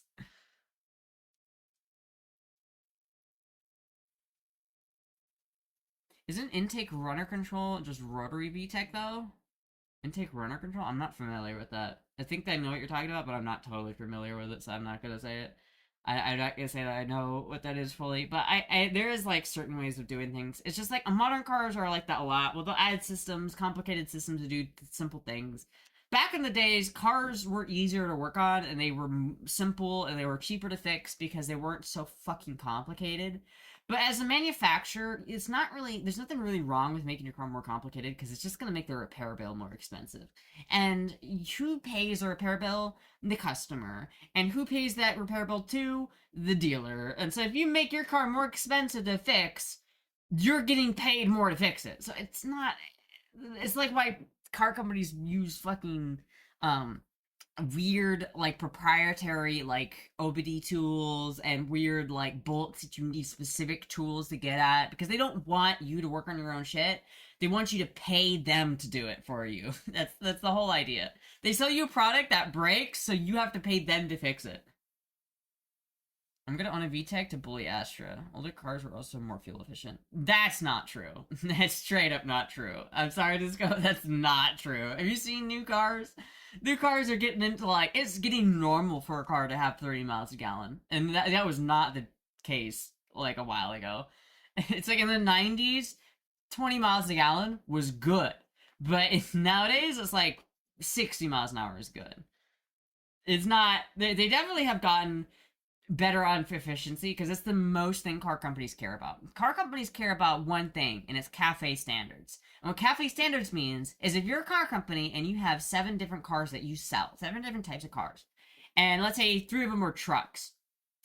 For the 4 cars that you have that are not trucks, they have to, on average, get under a certain miles per gallon or over a certain miles per gallon, right? They have to get at least, say, 30 miles per gallon on average. See, one of those cars can make 2 miles a gallon, but so long as another car makes 60 miles a gallon to offset the car that has lower miles per gallon, it's okay. But your fleet has to average above a certain miles per gallon. Trucks have a slightly different standard, which is why SUVs are so popular, because they're defined as trucks, not cars.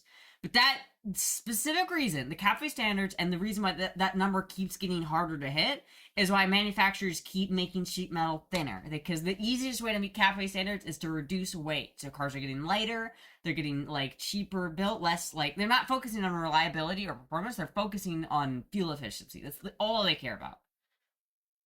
I mean, not all, but mostly. Astra has exposed auto industry, really.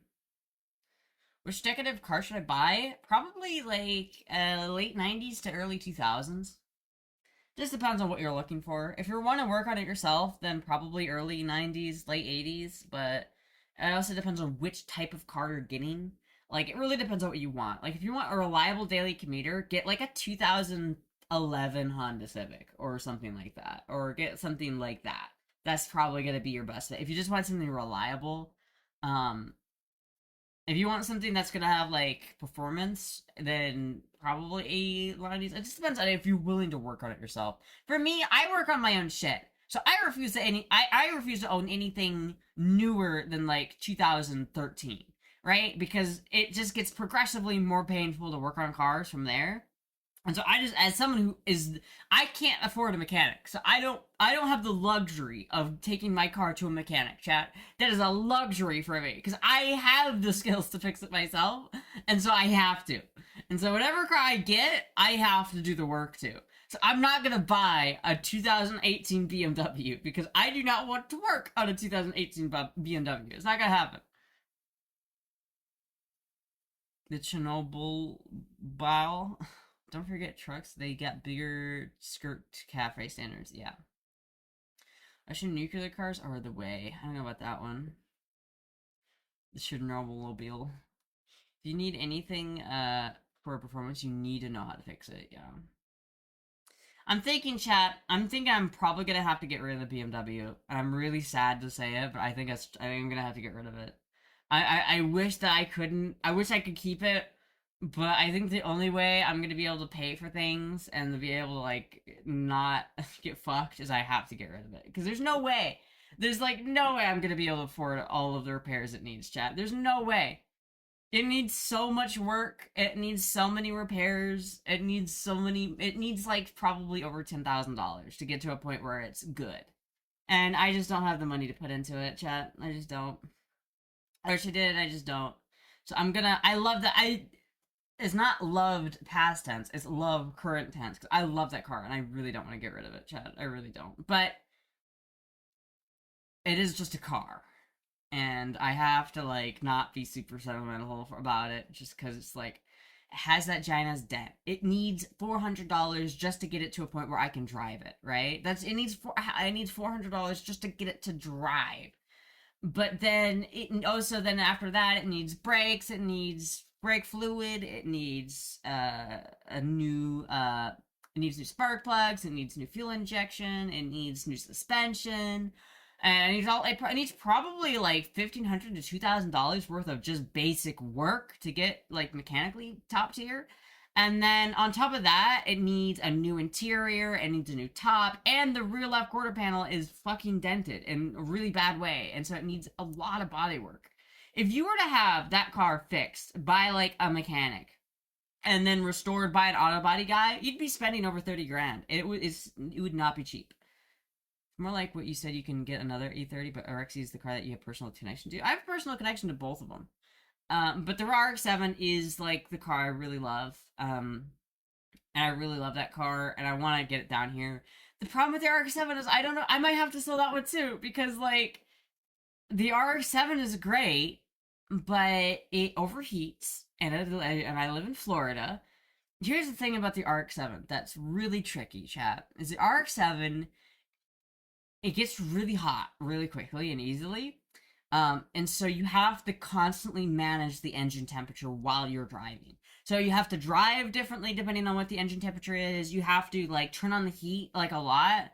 Like I can't, like if I'm driving and it's a hotter day, I will have to turn on the heat full blast to get the engine to cool down. And I also have to manually turn on the fan. I have to turn the fan on and off manually for the radiator because of course I do. It's not like literally when I'm driving, I have the switch that I'm flicking up and down to get the engine fan to turn on. I have fucking I have fucking like my heater going and it's hot. I don't have AC in the car. I have power windows that barely work. I don't know if I could daily drive that in Florida. And plus, it's loud as hell. If I were to get it down here and just start daily driving it, I'm pretty sure I would get a complaint because it's such a loud car. The worst car I've ever driven was one of those BMW models, X7 or something, that had automatic handbrake, which is confusing to as fuck to get used to. Yeah, fuck that. I got rid of a 1969 Ford LTD, and my soul was torn apart. That sucks, so man. Should have kept the Lexus. I don't regret getting rid of the Lexus. I hated that Lexus, chat. I did not like that Lexus. Time to switch to V6 engine with the RX-7. Get the fuck out of here. I know. Stop baiting me. Stop rage baiting me right now. So even if you want to sell it, I don't. That's the thing, I don't. But what other options? I feel like at a certain point you have to kind of get realistic about things, because it's like, I don't have a car, right? I don't really have a working car. And so I could sell my BMW and a gun just so that I could afford my bike that I already have, right? Just so I could pay for that. Just so I could pay for the bike that I already have, I have to sell my BMW and a car and a gun just so I can make even. And so then, ideally, I'm at a point where, okay, I own my bike. Okay, that's good, right? When it gets to that point, we're good there, right? And then I have to get to the point where I can somehow get a car, because I don't, if I sell my BMW, I'm literally out of car. And I can bring my RX-7 down here, but I don't know if that would work. I don't know if I could actually use my RX-7 as a daily driver. You need a Mazda 787B, honestly. Astra likes to burn rubber. Her neighbors would be upset. Yeah. You're gonna sell it? I'm probably gonna have to sell the BMW. I'm probably gonna have to sell the BMW. And I might even have to scrap it. That's the problem. Is I might even literally have to scrap the BMW because I'm not sure if I can sell it. I'm gonna put it on Facebook Marketplace for like $1,500. Because if I sold it for $1,500, then I wouldn't have to sell a gun. But I don't know if it's worth $1,500 right now, chat. I really don't. The thing is not in a good spot, and it's like I only paid $25 for it, so it's not that bad. Like I got a good couple years out of it. $2,500 to get a car for 2.5 years is not actually that bad, right, chat? Like I bought that car, put a starter in it, and I didn't put that much money into the car over the time, and it's like over the past 2 years, I probably put $3,500 in that car with buying it included. So it's like $3,500 for 2 years of car is not terrible, I don't think. But it's at that point where I can't really justify putting more money into it, because I know if I do put more money into it, it's gonna need more money in a month or two. It's a shame. Fuck that idiot who hit you. It's not just that guy that hit me. It's just like, if I made more money, I could, but it's just like I have to be realistic about like I can't. I have to be realistic about things where it's like I make this much money, I can't afford to have a car like that. It's just simple things. Like you just can't. As much as it sucks, it's just kind of reality, you know. It's just kind of reality.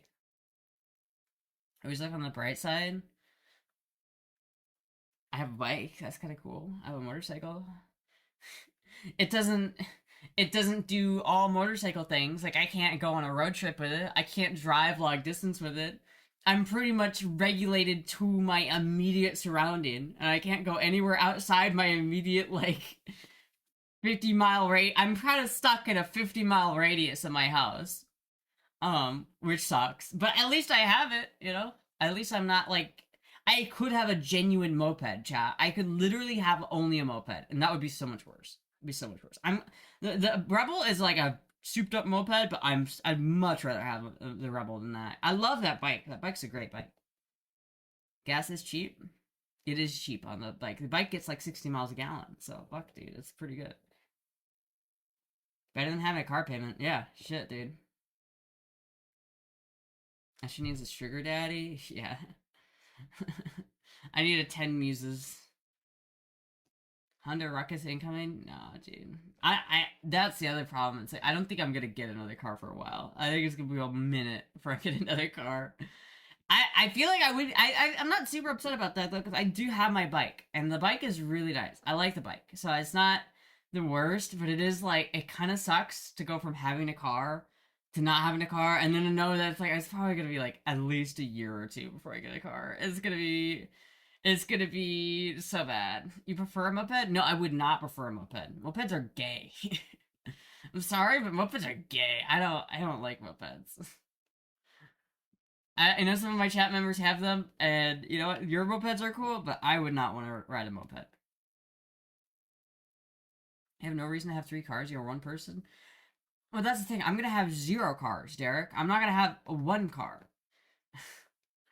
I'm gonna have zero cars. Why do you think I have three cars? Thank you, Dustin WR2, for the follow. Thank you so much. All I'm gonna have, chat, is the bike. Is my little 250cc 2009 Honda Rebel. Fuck yeah, boys. Motorcycle parts are plenty, especially Honda motorcycle parts. It really is like a. I literally had to replace the carburetor. It was $60 to replace the carburetor, chat. So cheap.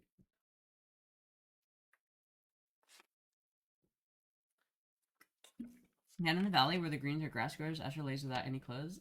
Hello, I produced a new personal record sausage for my bottom. It was sticking up 3 inches out of the water.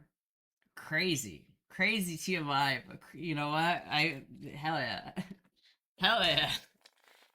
You had one of them generational browns. Hell yeah. Gotta take a picture, show the boys. You know. Look at this one. This one was 2 pounds. I lost 2 pounds after this one. Any chance to get a used car? It is gross. No, there's no. That's the problem. Like, I would never buy a new car, but there's just no chance of getting a used car. It was indeed. there's no chance of me getting a used car. The issue is that in order for me to get a new car, I would have to spend like $5,000 at least. That would be basically my budget. Like, if I'm only gonna be able to get another car once I have like $5,000 saved up, and really, it's not the biggest priority, I don't think. So it's just one of those things, chat, where I'm just gonna just have to bite the bullet and just be okay with it. Because, like, it's, yeah. You're hella cute, by the way. Oh, thank you. It's not that big of a deal, chat. See, I don't like, this is the thing about being, like, a Twitch streamer, is, like, I don't need to go very many places, so it's not that big of a deal, you know? I don't have to go, like, I don't have to drive 2 hours away that often anyway. You can get a car for 5K? Yeah. I could, if someone, like, gave me someone gave me $5, if someone gave me $5,000, I could get a car super easy for that much money, but that's not gonna happen, so. I swear to God, every time chat's like, you should get a job, I just hear my fucking, uh, just, chat, you're killing me. You're killing me. You're killing me. God. Fuck. Just don't understand, Dad. You're not my dad. I hate America so much. I love America. America's not bad because you can't buy a car for 5K. I don't think that's different in any other country. I don't think car prices are objectively high in America compared to other countries. At least you have your mom if there's an emergency. Yeah, like, if I need to get somewhere, I have my mom that I can rely on. It just sucks to have to rely on, like, somebody else for transportation, but it's not the worst. Like, I just put myself in the mind of, like, my great-grandpa from, like, the 1920s, right? It's like, he would say, you don't need a fucking car. What are you talking about? You have a motorcycle, you can do whatever you want on that. You don't need a car. And so it's like, there is, like, a certain skill in being able to decide what is a need and what is a want. And at this moment, chat, I think a car is a want. I think a car is a want. My first car was $700. Yeah, but when was that? When did you buy that first car? Cheapest shit in Brazil is 20K? Yeah, but is that Brazilian dollars, or is that, American dollars? Because there's the difference. You can 100% survive with a bike daily driver. Yeah, I can. And it's like, I can't, like, I've driven it to Tampa before. It's like, say some crazy shit happened and I had to get to Tampa and there was no other option. I could ride my bike, and I could. So it's like, I still have the option. And while I am kind of contained into my little area, it's not the worst. Like, it is manageable, chat. It is. Mountain Dew is a need or a want. That is a need. This is 100% a need, chat. 100%. BRL is 100k. I don't know what that is. 1989 Datsun 210 Puke Brown Stick. That's good. Dude, chat, I saw, we were like driving to the Silver Springs thing, me and my mom, and we passed this like old like 70s 240Z that was in this neon green. It was such a nice car. We stopped and looked at it. It had a for sale sign, but it was sold. And so I was like, oh, fuck. I looked at it though. I was like, damn. I was born in the wrong time. Boomers bought houses for 7k used. Yeah. Well, you're just lazy. You should just get a job. Yeah, I bought my house for $70,000. Yeah, it's worth $2 million now. But you're just lazy. Go. You can't. You just need to pull yourself up by the bootstraps, just like I did. Get out of here, fucking boomers.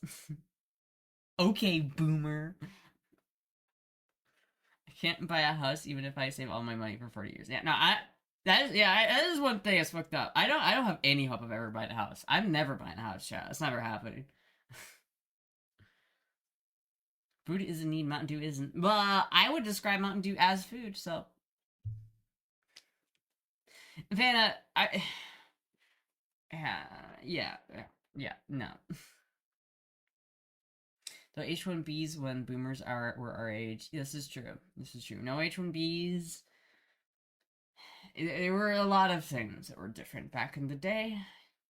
You could support a family of 4 on like a janitor salary. If you were a janitor at a high school, you could support a family of 4. You could own a house and a car and still have like enough money to go on vacation. that was life in the 60s. And then everything just kept getting worse and worse. And now no one can afford a house except for boomers.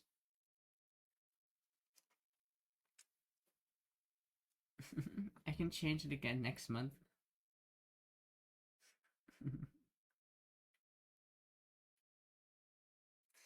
Is that black cap on the dew? No, it's not black cap. It's normal, full fat, full calorie Mountain Dew.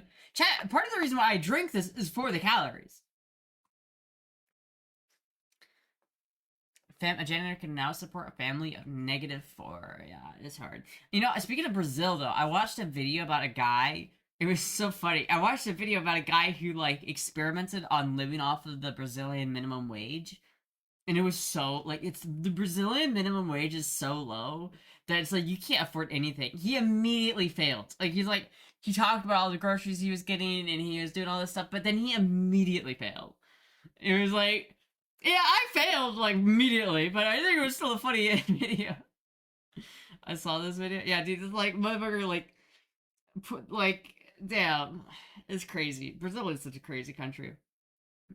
Brazil is crazy. I like to visit Brazil, but I would not like to live in Brazil, I'm gonna be honest. Glenn Greenwald lives exclusively off of Brazilian feet.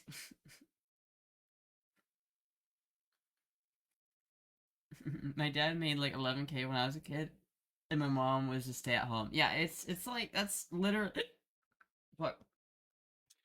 Excuse me, chat. That's literal. It's so bad nowadays, chat. It's like the income to like cost of living ratio and is such a meme at this point. It's literally so fucked. It's like, and if nothing's like, shit will break if nothing changes. So bought houses for like 17k, yeah. So you get a Caesar blue or red. Fuck, dude. It's like every subsequent generation has it worse than the last. It's like the millennials. Gen X had it worse than boomers. Millennials had it worse than Gen X. Zoomers had it worse than millennials. And the next generation, it's just cooked. Gen Alpha or whatever it is, they're cooked. I don't even think they're gonna make it anywhere. They're just cooked. Entire generation is cooked.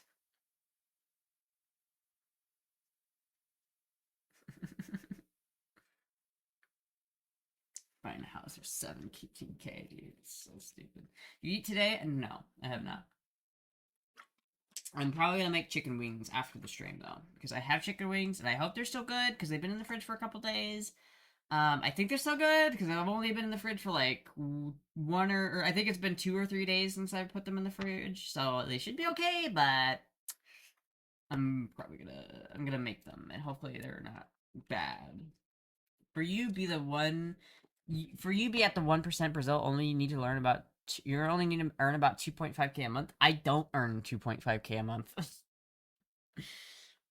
I make probably 1,000 a month, if that. It depends. It varies, but I think I don't make that.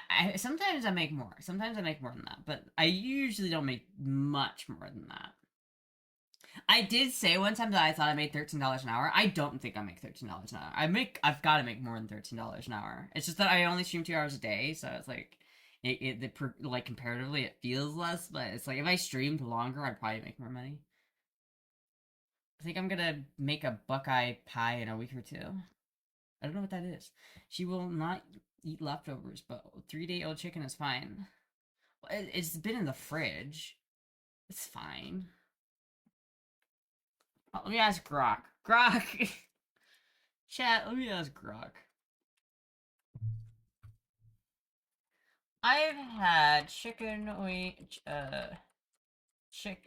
wings de-thawing in the fridge for about 2 or 3 days. I am about to make them. Are they still good? It's like a peanut butter cheesecake. Oh. Yes, chicken wings that have been de-thawed in the fridge for 2 to 3 days are almost certainly still safe and good to cook. Here's the official USDA guideline from raw chicken in the refrigerator. Raw chicken, whole parts including wings, is safe in the fridge for about 1 to 2 days once fully thawed. Some sources say many extension services extend that up to 3 days for parts like wings, thighs, and breasts because they are smaller cuts. So 2 days is definitely fine. 3 days right at the upper limit, but is still considered by most food safety authorities. So as long as I make it tonight, it's okay. Ask your god. Grok knows everything. What are you talking about? Grok would never lie to me. Grok would never lie to me. You guys, you're just gonna get, whenever the AI overlords take over, you guys are gonna get killed, and Grok is gonna be like, nah, Astra my homie. You know what? They are safe if you eat them raw. I don't think that's true. I don't think that's true. Might be eligible for government benefits, maybe. I've like looked into that before, and it's like more complicated, and it's not very easy. I might though, like now, but I don't really, I don't know. It's like they're just now like getting rid of a lot of the SNAP benefits, so I don't really care about like I don't think it's worth trying to get into it and trying to fucking get SNAP benefits at this point. This is the content I come for.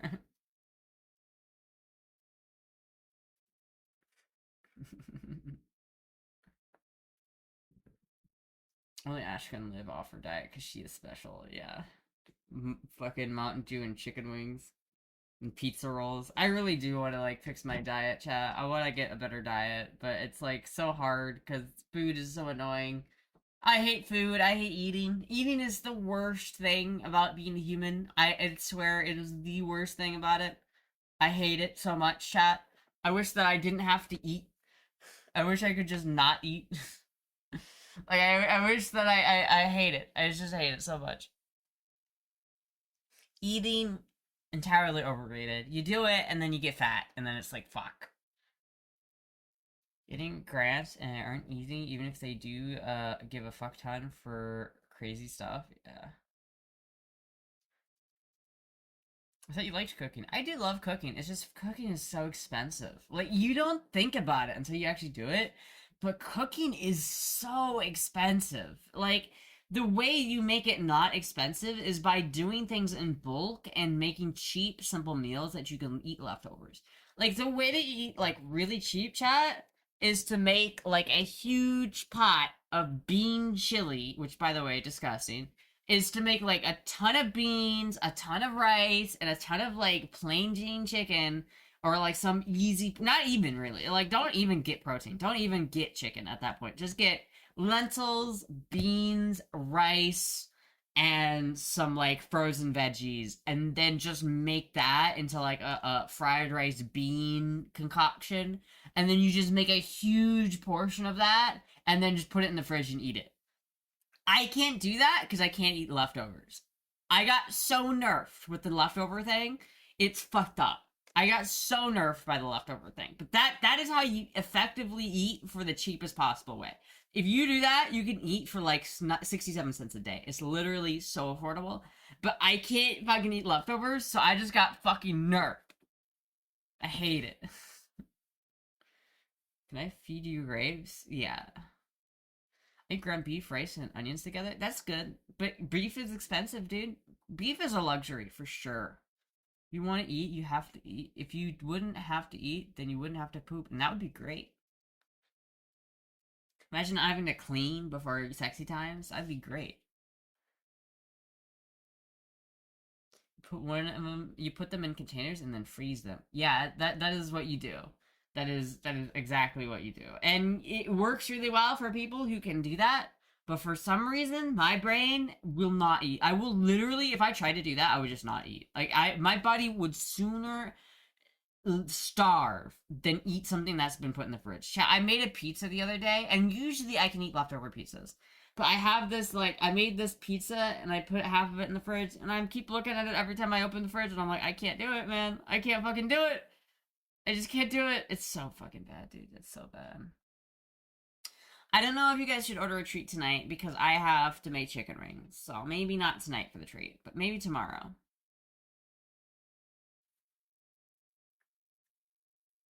It's pizza now. I still think like Papa John's pizza would be fine for leftovers. I can still eat leftovers Papa John's, but it's because it's like not Papa John's. I don't. It's so like specific. Like I can eat Subway leftovers, but not Jersey Mike's. OCD sucks, Chad. Don't ever get it. It's not fun. It's not even. It's just OCD. It's not even like funny. Haha. I have OCD. OCD. It's literally just clinically diagnosed OCD, and it's just like, God damn it. Go cook something. I will in a second. Your OCD is gay. It is gay, dude. I hate it. It used to be way worse than it is now, though.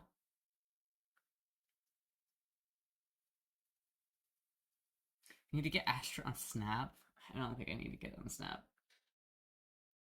I mean, maybe I do, but maybe I should, but I don't know. It's like it's just so expensive to buy like groceries because like if you want like if I want to buy a cheeseburger, if I want to make cheeseburgers, then I have to spend like $20 on ingredients for cheeseburgers, and it's like, dude, that's fucking expensive, and that's just buying like onions, ground beef, mustard, and buns and cheese. You still spent $20, and yeah, that equals to about 8 cheeseburgers. So that's not a bad price per cheeseburger. That's like, $4 or $5 per burger. But that's still like $4. That's like how much I pay for McDonald's. I can go to McDonald's right now and pay $5 for two double cheeseburgers. And it's like that is a good fucking deal. And it's like I can't really eat cheaper than that. And it's like, God damn it. God damn it. How about a 0C when you were a singer? I couldn't breathe while looking at things. It was that bad. It was like so crazy. Like I had when I was playing Minecraft, like I couldn't keep items on one side of my inventory. It was so bad. It was so crazy. Like it was whenever you hear those crazy OCD stories, it was literally like that. Eventually I managed to like figure out how to like identify it and then like tackle it and not let it get to me because you really do just kind of have to strong arm RCD sometimes to get it to work. But there are certain things that are just not as it's not as easy as just like tackling certain things. You have to be like conscious and you have to strategize it. You have to be like, this is something that I'm doing that I'm OCD that if I don't do, I will still be okay. So I just have to push through this small thing to get some leverage. But you can't just take the biggest, worst OCD thing you have and try to like force yourself to do it because it won't work. It's like if you just try to say, "Oh, I'm just gonna get over my OCD by like doing it anyway," you're just gonna make things worse, and it's gonna make things worse. You have to work up to it, and it's like a long process, and it's hard, chat. It's hard, and so it's like it's tricky. I'm like I've gotten to where I am with OCD, and like after like years of working on it, and I think I'm happy with that. So I just like to maintain where it's at. You're getting cheeseburgers over wings? No, I'm making wings tonight. I don't have cheeseburgers. I have wings. I don't have cheeseburgers.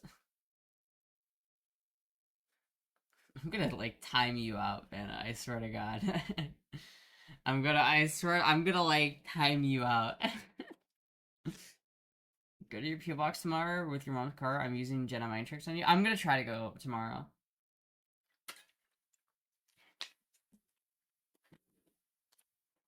Let's do it.